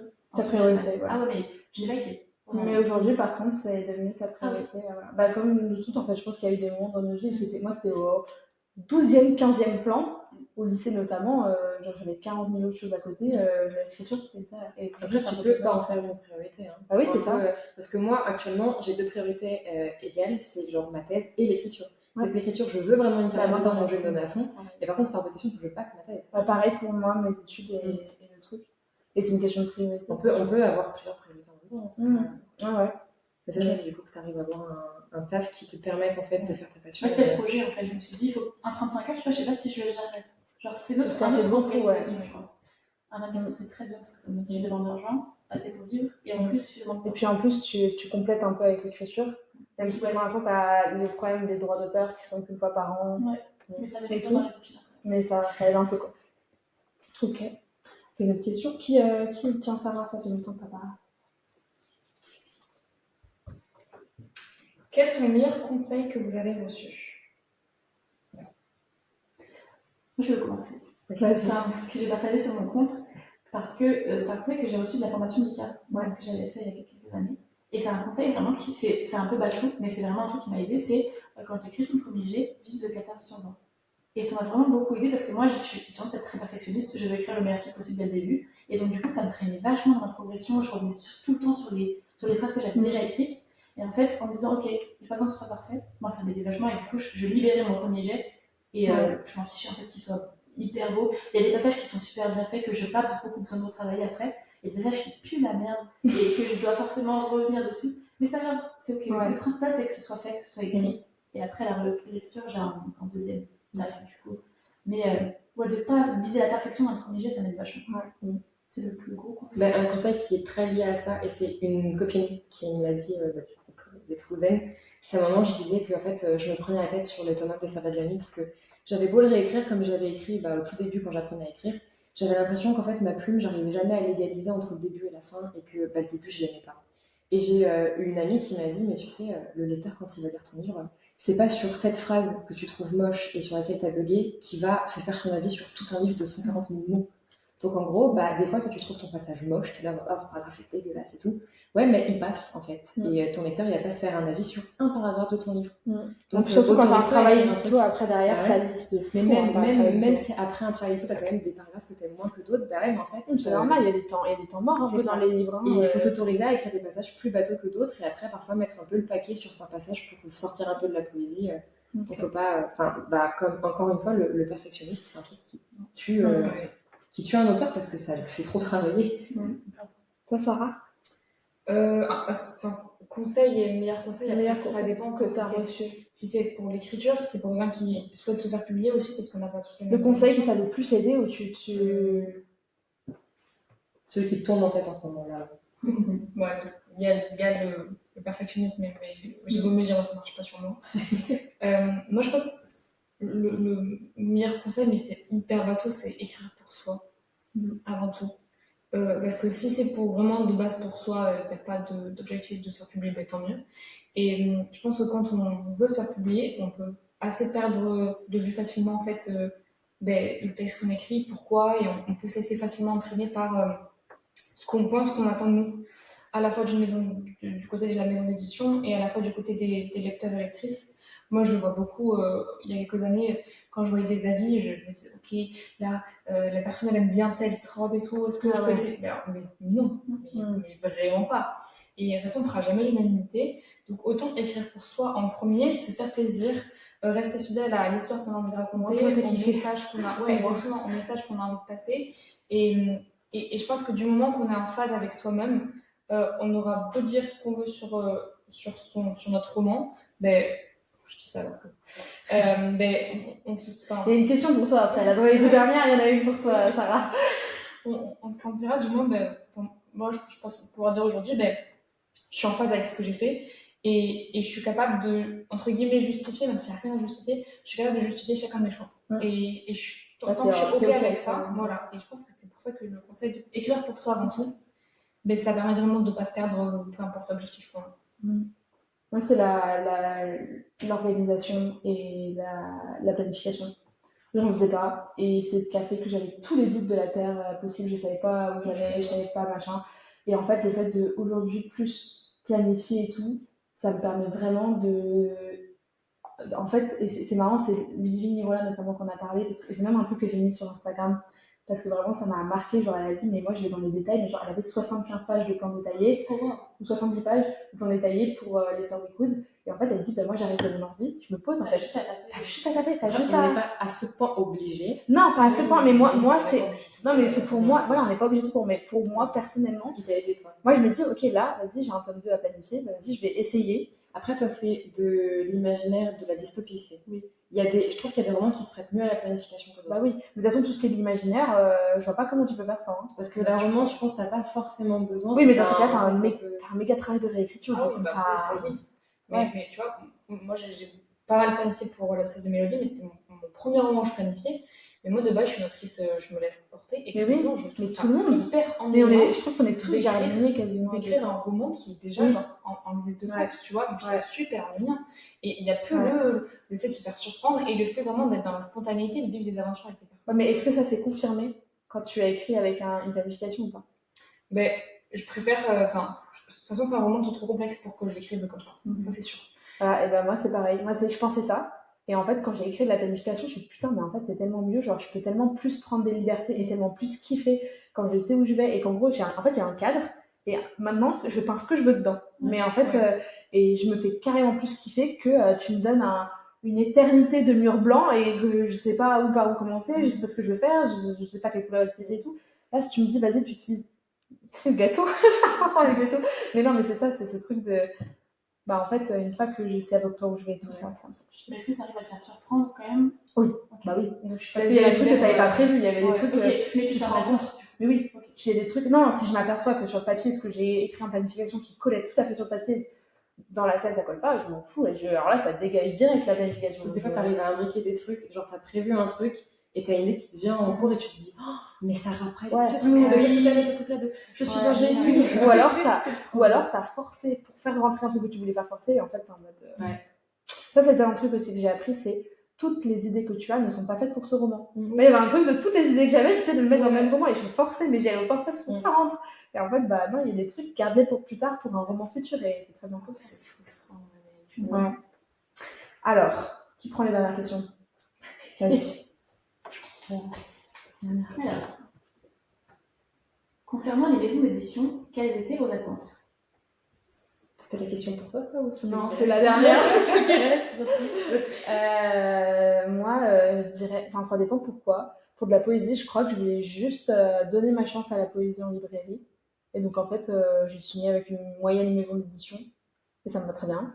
J'avais pas d'attente spécifique. Et en fait, genre, même les ventes et tout ont largement dépassé mes attentes. C'est beaucoup plus vendu que ce que je pensais et ce à quoi je m'attendais, surtout en faisant aucune promo et en ayant surtout la maison qui fasse aucune promo. Et pour Dissident, je pense que je veux en fait toujours, parce que je me sens pas vraiment, je sais pas moi pour moi c'est quelles sont mes attentes un peu presque, puisque c'est pas encore sorti, mais qui donne toutes les chances au roman de pouvoir avoir le succès qu'il pourrait avoir si on met toutes les chances de son côté quoi. Non pas que je crois que mon roman est incroyable et tout, mais je vois des romans similaires qui ont eu des succès et tout parce que les maisons d'édition ont poussé de ouf. Et je me dis, bah, genre, j'aimerais bien qu'on me donne cette chance-là et qu'en fait, voilà. Et je sais que j'espère que c'est plus ou moins prévu. Et de ce que j'ai cru comprendre, c'est quand même relativement ce qui est prévu. Et ça m'a rassurée de ouf parce que bah, sortir, c'est bien, mais sortir avec une maison d'édition qui met vraiment toutes les chances de ton côté pour que ça marche, bah, ça change tout, quoi. Ça fait vraiment toute la différence. Donc moi, c'est ça, c'est qu'on me donne la chance de vivre mon rêve, genre, de le vivre à 100% et pas juste à 80%, quoi. Voilà. Et vous, alors? Moi, j'ai mes attentes et j'ai mes rêves. Genre, il y a des trucs, j'aimerais trop être traduite. Ah bah oui, bah ça, c'est des rêves. J'aimerais genre faire des énormes salons, mon travail peut-être un jour, tu vois, ça c'est mes rêves. Et d'un côté, moi j'avais des attentes, comme j'avais une plus petite maison d'édition. Oui, t'as dû revoir tes attentes à... Bah, pas vraiment revoir, en fait, j'ai dû les mettre en fonction de ce qu'on me proposait. Et en fait, mes attentes c'était que l'éditeur se donne à fond sur la correction du texte. Moi je voulais vraiment en fait mettre mon texte parce que je trouve que, enfin, ça fait un peu, j'ai un ego de dire que j'ai pas d'ego, mais j'arrive quand même pas mal à ravaler mon ego et dire que, bah oui, peut-être très professionnel, t'as un avis sur mon texte qui est plus peut-être détaché que le mien, donc potentiellement tu as raison, et même très sûrement tu as raison. En fait, j'attendais vraiment que l'éditeur m'amène le texte à un autre niveau, tu vois. Mais ils doivent être tellement contents, les éditeurs, de travailler avec des gens comme nous, comparé à des... Non, mais moi, c'est ce qu'on m'a dit. Ils signent pas, je pense. Mais non, mais on a dit, il y a des vieux auteurs de 60 ballets, des mecs, pardon, désolé, je fais un petit moment, mais des mecs de 60 ballets et tout, qui veulent rien corriger au texte, qui veulent rien machin, qui veulent... Vraiment, mais et ils arrivent avec des petites nanas et tout, qui sont en mode, bah ouais, moi, je veux grave travailler avec vous et pas se faire marcher sur les pieds. Non, même plus, mais qui sont en mode, ouais, je suis réceptive et tout. Si je suis pas d'accord avec ta modification, on discute. Pourquoi moi je pense que ça c'est mieux? Pourquoi est-ce que toi tu penses que c'est mieux? Qu'est-ce qu'on peut faire pour arriver à... Comme m'avait dit ma maison d'édition avant, en fait, on est collaborateurs sur le projet. Donc eux, ils veulent avoir leur mot à dire, et moi, je suis ravie de leur laisser. Tout le monde veut la réussite du projet, en fait. Parce que ça, c'est vraiment ce qu'il faut comprendre, c'est que la maison d'édition, a priori, elle veut que ça marche, parce qu'elle gagne de la thune dessus. Quand c'est pas à compte d'auteur, oui. Oui, à compte d'auteur, oui. Disons qu'en édition traditionnelle et voilà, et dans les maisons. Mais ils investissent de l'argent dessus. Ils investissent, ils veulent un retour, et puis même, ils veulent, ça fait, enfin, la maison d'édition, elle existe grâce aux livres qu'ils publient. Donc en fait, ils veulent se faire une bonne image, ils veulent se faire une bonne réputation. Non, après en attente, j'avais beaucoup le fait de faire des salons ou des dédicaces. J'étais prête à me déplacer pour eux, j'étais prête à vraiment prendre en charge plein de frais, juste que du coup, eux me proposent des opportunités ou trucs comme ça. Mais sinon, en termes d'attente, en vrai, j'avais hâte juste de mettre un pied dans le monde de l'édition. Donc j'avais vraiment des attentes un peu naïves. Juste, on peut travailler le livre, si 10 personnes l'achètent, c'est super chouette. C'est un peu bête comme ça. Et voilà. Moi, ça dépend. C'était avant ou après de signer, parce qu'avant de signer, c'était trouver une maison d'édition qui veut le porter de texte. Oui, bien sûr, tes attentes, elles changent. Dès le moment où tu as signé, tu step up dans tes attentes, quoi. Et après avoir signé, c'était... En fait, Hachette, au début, ça me faisait peur, parce que c'est une grosse maison d'édition, il y a beaucoup de titres. Donc, je me suis dit, est-ce que vraiment, je peux avoir ma place en fait, dans le catalogue et arriver en fait, à me démarquer? Moi, c'est ça qui me faisait beaucoup peur. Et le fameux fond de catalogue, en fait. Mais ça, c'est la phobie de tout le monde, de se retrouver en fond de catalogue. Exactement. Et du coup, mes attentes après avoir signé, c'était que Hachette Roman aurait bien porté le plus possible mon roman, parce que moi, j'étais prête à tout pour moi-même le porter. Donc, tu voulais que leurs attentes rencontrent les tiennes, quoi, en fait. Genre que vous ayez le même, que vous vous aligniez en termes d'espérance pour le roman Non, et la après, promo, c'est quoi. pour ça que je trouve que attendre, c'est un peu trop gros, parce que j'attendais pas quelque chose de. Tu vois, je suis pas arrivée en disant je veux ça, ça, ça et ça, tu vois. C'était plus des envies. J'avais vraiment envie qu'ils aient eux-mêmes envie de porter le texte parce qu'ils y croient suffisamment pour se dire, c'est un texte qu'on peut porter haut. J'avais aussi envie qu'on fasse un vrai travail sur le texte, parce que je sais qu'il y a des maisons d'édition où les corrections édito, c'est pas forcément des corrections édito en profondeur, même dans des grosses maisons d'édition. Et du coup, je voulais vraiment en fait, qu'on travaille à fond le texte. J'ai passé une année pourrie, mais je suis trop contente que le texte, on l'ait vraiment taffé beaucoup. Et après, ouais, c'était surtout ça mes envies. Et je suis contente parce que c'est le cas aujourd'hui. Il le porte haut et ouais, je suis trop heureuse. Et toi, Axel, alors? Moi, je crois que j'avais pas vraiment d'attente avant de signer, mais parce que moi, j'y connaissais rien. Je connaissais vraiment rien au monde de l'édition. J'écrivais mon livre, je me disais, je vais le mettre dans une maison. Et puis, je savais même pas, je me posais même pas la question de ce qui allait se passer après, parce que je ne connaissais rien. Donc, j'avais pas trop d'attente. Moi, je voulais faire une dédicace. Je me suis dit, c'est très cool. Comme tout le monde. Oui, elle a fait Montreuil. Oui, pardon. Pardon. En plus, j'étais montrée très vite après avoir signé, parce que c'était peut-être 3 semaines après, donc c'était Avoir publié. avoir publié. C'était mon deuxième salon, on avait fait Marseille la semaine d'avant, et ma troisième dédicace, parce que j'avais dédicacé à Toulouse, je crois 2-3 jours après avoir publié. Du coup, j'avais pas d'attente si c'était ça, mais aujourd'hui, j'en ai beaucoup plus. Aujourd'hui, maintenant que je connais le monde de l'édition, que on peut échanger entre auteurs et tout, auteurs et autrices, j'attends des choses, notamment effectivement que ma maison d'édition croit en moi, qu'elle me pousse, qu'on soit vraiment, qu'on travaille conjointement et qu'elle m'écoute, c'est hyper important. Et qu'elle prenne du temps, tu sais, pour corriger mon texte. Ça, c'est hyper important. Parce qu'au début, je me plaignais vachement du nombre de corrections que j'avais. Je me disais, putain, mais il y en a énormément. Ils abusent. Et puis en fait, pour moi, c'est une marque de qualité. Ils croient en ton texte, ils prennent le temps de te faire des mots hyper constructifs, hyper détaillés, parce qu'ils veulent le meilleur pour ça. doit être long de commenter chaque phrase. Exactement. Super bon travail. Et tu sais, des fois, je me disais, bon, est-ce que ça m'envoie un truc? Et samedi à 23h, je me dis, ma belle, repose-toi. Et je vois qu'elle travaille durant son week-end pour moi, et ça, c'est la pauvre. Merci. Donc, je pense que c'est ça l'attente que je pourrais avoir aujourd'hui. Ok. Ça tente. J'ai la dernière question. Tu fais pénètre dans les minutes, toi, Tosca? Oui. Moi, j'ai dit, moi, je suis simple là. Moi, c'était que le roman soit porté et soit. Oui, c'est vrai. Ouais, en fait, mais ça compte aussi vraiment le truc du texte, c'est en gros qui donne toutes les chances. Je pense qu'on a tous envie d'avoir un roman porté. Même pour les prochains, même si vous avez déjà eu la chance d'avoir un roman qui a été porté, on a tous envie de moi encore, on sait pas encore, on verra. Oui, mais ça reste quand même porté par une belle maison d'édition, tu vois. Non, je sais qu'ils dans tous les cas, ils vont pas se foutre de ma gueule. Dans tous les cas, c'est sûr. Voilà, je sais qu'ils sont hyper clean, ils sont hyper motivés, ils sont hyper bienveillants et tout. Bienveillantes d'ailleurs, c'est que les meufs. Donc. Quel est votre rapport aux critiques? Est-ce que ça vous fait peur? Du coup, ça vous fait rire? Voilà. Voilà. Alors, Sarah, quel est ton rapport aux critiques? Est-ce que ça te fait peur? Alors, il faut du coup remettre en contexte. Le roman sort dans 2 jours, mais le roman a déjà atterri dans les mains de pas mal de personnes, entre les partenaires chez Roman et les personnes qui l'ont eu via des services presse comme avec NetGalley et tout. Et donc, il y a déjà eu pas mal de retours déjà sur le roman. Et évidemment, c'est pas que des retours super, il y a des retours moins bons. Et je le lis très mal. En fait, c'est très très dur et c'est même pas genre de l'ego dans le sens où ouais, je sais que mon texte est parfait et du coup ça m'énerve qu'on me dise qu'il y a des trucs qui n'ont pas plu parce que c'est hyper subjectif les avis, c'est pas factuel comme si on disait c'est mal fait. Non, c'est juste des personnes qui disent ah j'ai pas eu ça, enfin j'ai pas apprécié ça de la même manière que, enfin bref. Et ouais, en fait, je le prends très personnellement parce que c'est un texte qui est hyper personnel, que j'ai écrit vraiment dans une période de ma vie où j'allais pas du tout bien et c'est un texte qui m'a permis d'aller mieux en me faisant me questionner sur beaucoup de questions que j'avais autour de la vie, du destin, etc. Et c'est des personnages qui sont très proches de moi, qui me ressemblent énormément dans leur questionnement et dans leur peur d'évoluer et dans leurs questions sur l'avenir. Et du coup, j'ai du mal, je pense, à me détacher du livre et à me dire, évidemment, il y a le livre. Et quand une personne a pas apprécié quelque chose ou pour qui le livre n'a pas résonné, tu vois, c'est pas moi en fait. C'est pas moi qu'on attaque, c'est pas moi. On me dit pas que mon travail est nul. Et je trouve que c'est compliqué au début en fait de comprendre ça. Là, je commence un petit peu à apprendre à me détacher. Du coup, je fais hyper attention, je fais plus voir des chroniques sur les sites parce que les chroniques, elles sont pas écrites pour les auteurs, elles sont écrites pour les autres lecteurs. Et finalement, c'est bien, tu vois, c'est bien qu'il y ait quelqu'un qui te dise, ah, mais moi j'ai trouvé par exemple que j'ai parfois un peu trop de descriptions. Et du coup, les autres lecteurs qui vont venir voir ça, qui vont lire ça, ils vont dire, ah, moi j'aime pas du tout les descriptions. Moi j'aime bien les romans avec que des dialogues, tu vois.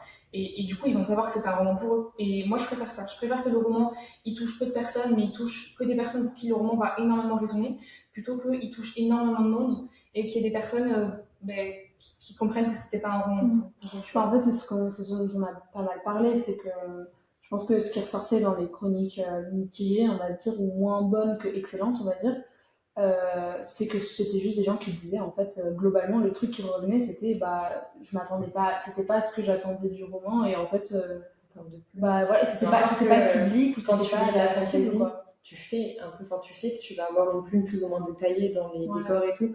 Donc en fait, mis à part quand, bah là, il y a beaucoup de romantasy qui sortent, des trucs comme ça, où c'est très dans le dialogue et très dans les relations des personnages. Ouais, mais les fantaisies plus classiques, c'est beaucoup de la construction de l'univers et tout. Et pourtant, Sarah a beaucoup marketé son livre comme étant avant tout un univers très très construit et après des personnages qui évoluent dedans et pas l'inverse. Ouais. Mais du coup, je pense que c'est toujours des gens qui disaient, bah, j'étais pas la cible en fait, et j'étais pas. C'est pas les livres que j'ai d'habitude, et en fait, bah, c'est pas les. Mais ils l'ont pas aimé en vrai. Voilà. C'est vrai que les retours étaient pas hyper négatifs, c'était beaucoup des. C'est pas un style qui est fait pour moi, c'était beaucoup des choses comme ça. Ils ont quand même peur des critiques. Est-ce que tu as peur des. Comment tu te sens vis-à-vis des retours négatifs, on va dire? Est-ce que c'est quelque chose qui te fait peur? Est-ce qu'il y en a eu déjà? Justement, j'allais regarder la question, je pense que c'était que négatif ou positif, parce que les retours positifs, j'adore, je suis très fière. Sérieux? Évidemment, même quand j'ai pas mal de gens qui m'envoient des messages en public pour me dire, ah, j'ai adoré, et j'adore, je vous adore. Continuez. Mais oui, et pareil, moi j'allais beaucoup regarder les avis au début. Quel est votre rapport aux critiques? Est-ce que ça vous fait peur?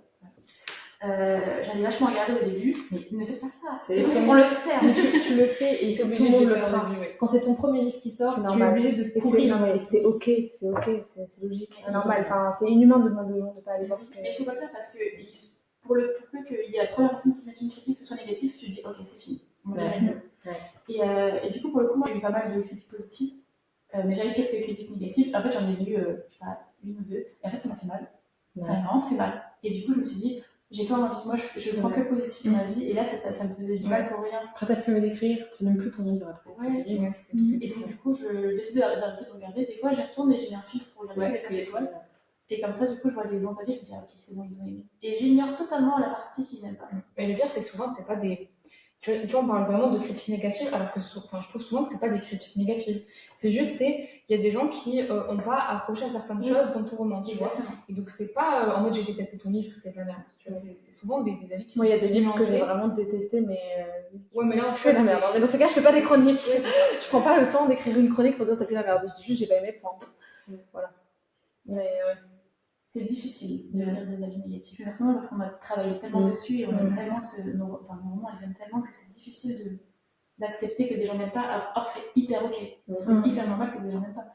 C'est limite positif parce qu'en fait, ça veut dire que ton livre il n'est pas mainstream et qu'il n'est pas genre passe-partout. Ça veut dire que s'il fait pas consensus, ça veut dire que il y a des gens à qui il a vraiment plu et qu'il y avait vraiment un public et que voilà. Alors que si ton livre il plaît à tout le monde dans un sens, qu'il y a peut-être moins de c'est moins de personnalité quoi. Tout le monde n'a pas aimé La Place Miroir. Voilà. Je l'ai pas lu encore. Je comprends pourquoi, mais je comprends pas parce que je comprends. Ok. Et toi, Perrine, là? Moi, j'ai de la chance pour l'instant. J'ai pas vraiment d'avis négatifs. Après, j'ai pas énormément de chroniques parce qu'il y a quand même 40 avis sur Amazon. C'est beaucoup déjà. Mais en fait, j'ai beaucoup de chance. C'est que pour l'instant, c'est vachement positif. Et même le négatif est positif, comme vous disiez, dans le sens où, par exemple, j'étais dégoûtée parce que mon ex-maison d'édition, sans me prévenir, a envoyé mon roman en e-book à des chroniqueurs. Et ils sont pas obligés de prévenir, je suis d'accord. Mais c'est juste qu'en fait, comme on était, la maison, c'était connu de leur part qu'elle allait couler, en fait, depuis plusieurs mois, même ils l'ont su avant qu'ils nous l'annoncent. Donc ils ont quand même envoyé le manuscrit à des personnes. Et en fait, ils ont envoyé à tous leurs partenaires sans les prévenir. Moi, j'ai des partenaires qui sont venus. D'ailleurs, mon e-book, je l'ai récupéré grâce à une partenaire qui m'a envoyé, parce que sinon, je l'avais pas, mon e-book. Et donc, du coup, j'ai eu ma première chronique d'une femme qui lit que du polar et du thriller. Et mon livre, c'est de la dystopie, science-fiction avec un petit peu de fantastique sur les bords, avec des gens qui se transforment en animaux. Et la chronique, c'était sur Booknode, et c'est quelqu'un qui l'a mis en argent. Et franchement, c'est pas dégueu. Mais c'est juste qu'elle l'a mis en argent et elle a dit, c'était pas un livre pour moi, mais j'ai quand même bien aimé et j'ai hâte, je suis intriguée pour voir la suite et tout. Et venant d'une femme assez âgée qui lit que du thriller et tout, c'est génial en vrai, c'est très bien. Mais c'est juste que, bah ouais, même moi, ma première note, c'est argent, ça équivaut à 3 étoiles, quoi. En vrai, argent, ça veut vraiment rien dire, parce que moi, je me suis rendu compte, quelqu'un avait mis mon livre en bronze, et je me suis dit, ah, bon, ça n'a pas dû lui plaire. Et en fait, je me suis rendu compte que c'est quelqu'un qui, c'est juste sa wishlist. Ouais, tout est en. Tu vois. Et en fait, on n'a pas du tout la même perception, et les gens ne traitent pas. Moi, j'ai un lu aussi, donc moi, ça fait que genre, j'ai même pas envie de donner mon avis. J'ai adoré, c'était génial, et je me suis dit, moi, c'est une chroniqueuse qui lit, qui a fait un super bon retour et tout, 4 étoiles sur Instagram, et ben elle me met en bronze, ce qui est la pire note possible de Booknode. Et t'es là, genre, meuf, c'est pas sympa. Et en fait, chaque lecteur a son classement, je pense. Ouais, mais c'est horrible. Mais c'est pour ça qu'en fait, les notes, en vrai, les étoiles et tout, je regarde pas trop. Je regarde vachement le contenu, et maintenant, j'essaie d'éviter, même, en vrai, je suis peut-être un peu maso sur les bords, je suis curieuse de savoir ce qu'on reproche à mon livre. Et en fait, je connais ses défauts, je sais que, je l'ai dit aux gens, si vous voulez lire de la romance, c'est pas dans mon livre. Mon livre, il y a de la romance, les personnages vont finir plus ou moins tous en couple, mais c'est pas le truc qui prend le pas sur l'histoire. Vraiment, il y a l'histoire très très forte, il y a le fan family qui est très très fort, et derrière, il y a des petites romances qui se construisent, mais c'est des petites attentions très slow burn. Donc franchement, et t'as une lectrice qui a découvert mon livre, qui n'avait pas vu que j'avais dit ça, elle, dans la chronique, elle était en mode, ce livre génial, trop bonne découverte. Bon, par contre, je regrette qu'il n'y ait pas plus de romance, mais trop bien et tout. Oui, mais après, tu peux savoir qu'il n'y a pas beaucoup de romance et te dire, ah, j'aurais aimé qu'il y en ait un peu plus. Mais je pense que c'est pour ça qu'en fait, mine de rien, dans les chroniques négatives, ça nous fait du mal, mais on sait, et je pense que tu vois, Sarah, les chroniques négatives qui reviennent, c'est oui, la plume est très jolie, très machin et tout. Moi, ça me fait ma lecture. Oui, justement, Sarah, c'est un de ses points forts. Donc en gros, c'est pas du négatif, en fait, c'est juste un compliment, c'est hyper subjectif. C'est là où vraiment ça revient sur le côté subjectif des avis. C'est juste que, par exemple, moi, c'est l'inverse. Moi, en fantasy, j'ai beaucoup de mal, vraiment de la fantasy pure, parce que tu vois, je pense que c'est une bonne fantasy, c'est pas pareil. C'est du fantastique, toi, c'est pas de la fantasy. Non, tout ça se passe dans le monde réel, tu vois. Donc, pour moi, c'est pas pareil. Bon, la fantasy pure, j'ai plus de mal quand c'est des plumes qui sont très. Enfin, c'est basique, je suis peut-être méchante, tu vois, mais ouais, assez simple, tu vois. Et parfois, je trouve, dans du contemporain ou dans le bande fantasy, je trouve que ça fonctionne carrément. Tu vois, on en parlait hier, dans ton roman, tu me disais, toi, c'est très brut, mais en même temps, c'est des thématiques font que. Mais moi, tu vas pas mettre du lyrisme dans le truc, et là, ça serait trop chelou. Je trouve qu'il y a des romans j'essaye un peu, et d'autres romans qui sont pas faits pour. Et moi, je sais que dans mes lectures, moi-même, j'aime beaucoup. Mes romans préférés, c'est La Passemère et La Princesse de mots, tu vois, donc c'est pas pour rien. J'aime beaucoup ce lyrisme-là. Et mon roman, pour moi, c'est un roman univers avant d'être un roman avec de la romance, avant d'être c'est un roman univers. Et pour moi, ça s'y prêtait bien. Demain, si j'écris un autre roman, ce sera peut-être totalement différent parce que le roman s'y prêtera pas de la même manière. Ouais, je comprends. Moi, les chroniques négatives, écoutez, pour la poésie, j'en ai eu très peu. J'en ai eu une qui m'a fait gaulerie, mais vraiment sincèrement gaulerie. Mais oui, ça m'a fait trop rire parce que c'était trop vrai en fait. J'étais en mode, c'est vrai, genre, c'est sur Babelio, je crois, il y a une chronique, une étoile, je me dis, c'est un peu vrai en vrai. C'est mal une étoile. Mais je m'en fous. En fait, je trouve que, alors la poésie, c'est différent parce qu'en fait, je suis en mode, en fait, j'ai écrit des trucs qui étaient tellement sincères, tellement honnêtes, j'aurais pas pu écrire autre chose. Ça venait tellement de moi. La poésie, ça parle ou ça parle pas aux gens. Voilà, donc si ça te parle pas, c'est pas grave, genre mec, passe ton chemin, il y a pas de souci. Si la personne a fait l'effort quand même de laisser une étoile, non, mais elle a dit j'ai adoré Répiqueur et tout, mais là faut arrêter ces illustratrices françaises qui se prennent pour des machins. Je suis en mode, c'est pas faux. Enfin, en vrai, écrire des trucs, je suis en mode, c'est pas faux. Enfin, il ou elle. D'ailleurs, je sais pas, il ou elle, puisqu'il ou elle a fait une faute d'orthographe, puisqu'il a pas conjugué pareil son truc, donc bref. Mais ouais, non, moi, sur les recueils de poésie, franchement, je pense que je suis maintenant très très détachée. Genre vraiment, on peut même me dire en face de moi, genre j'ai pas aimé. Je me dis, ok, c'est pas grave, genre vraiment, c'est pas grave du tout. Franchement, y a pas de souci. Genre, voilà. Après, le roman, je sais pas. Je vais pas, pour l'instant, je pense que je suis quand même assez détachée. Parce que moi, à partir du moment où déjà il a plu aux éditrices, où il a machin, où on lui a donné ses chances et tout, je suis en mode Ouais, mais c'est pas, tu l'as pas écrit pour. Enfin, tu l'as écrit pour plaire à des éditeurs, mais en fait, tu l'as écrit pour que des gens le lisent et le mettent dans leur catégorie de livres préférés. Donc, forcément. Moi, non. Ah ouais moi, je veux juste que mon livre. Moi, je l'ai écrit parce que j'étais obligée de l'écrire. Genre, je l'avais dans la tête, j'étais obligée de le sortir. Mais t'as pas envie que des gens aiment tellement ton histoire qu'ils fassent des fanarts? Des fanarts, oui, mais je suis pas sûre que ce soit le livre préféré de gens. On verra bien. une personne qui aura un livre préféré? Bah, je sais pas, mais ça paraît impossible.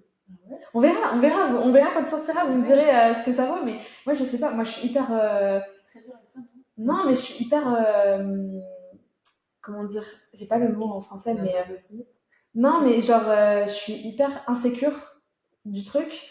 Donc en fait, je suis en mode, si on me fait des retours négatifs, je suis en mode, bah. Alors j'espère vraiment pas avoir que ça, tu vois, j'espère avoir des retours positifs pour contrebalancer et j'espère que le travail et tout va aussi m'aider à m'améliorer, à me challenger et tout. Mais je serai en mode, bah ok, tu vois, genre c'est fine. C'est mon premier roman, je suis en mode vas-y, il y a peut-être beaucoup de choses à améliorer, il y a beaucoup de choses que j'améliorerai sur les prochains et tout. J'espère qu'il va plaire et tout. Mais en fait, je pense aussi que pour l'instant, je suis trop loin de la sortie, je suis trop loin de ces considérations-là pour me. Franchement, on me redemande dans un an, peut-être dans un an, je serais terrifiée et je serais trop fière de ce que j'ai fait. Et voilà, pour l'instant, en fait, là, j'ai un premier jet quasiment à l'éditrice. Donc, genre, il reste tellement de taf que pour l'instant, je suis pas si fière que ça. Il est pas prêt. Donc, en fait, je sais pas ce qu'il vaut réellement parce que je sais pas où est-ce qu'il sera dans un an. Et voilà, si dans un an, il a quasiment pas évolué, là, je comprendrais qu'il y ait des retours négatifs. Si dans un an, j'ai vraiment tryhard de fou et que je suis fière de ce que j'ai fait, peut-être que je serai en mode bah. Après, on les comprend, mais il faut quand même tout.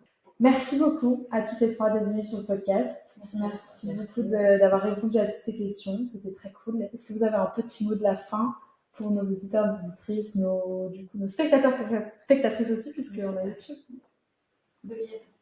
De quoi? Croire en nos rêves. Croyons en nos rêves. Croyons en nos rêves, c'est le mot de la fin. Merci beaucoup et à bientôt.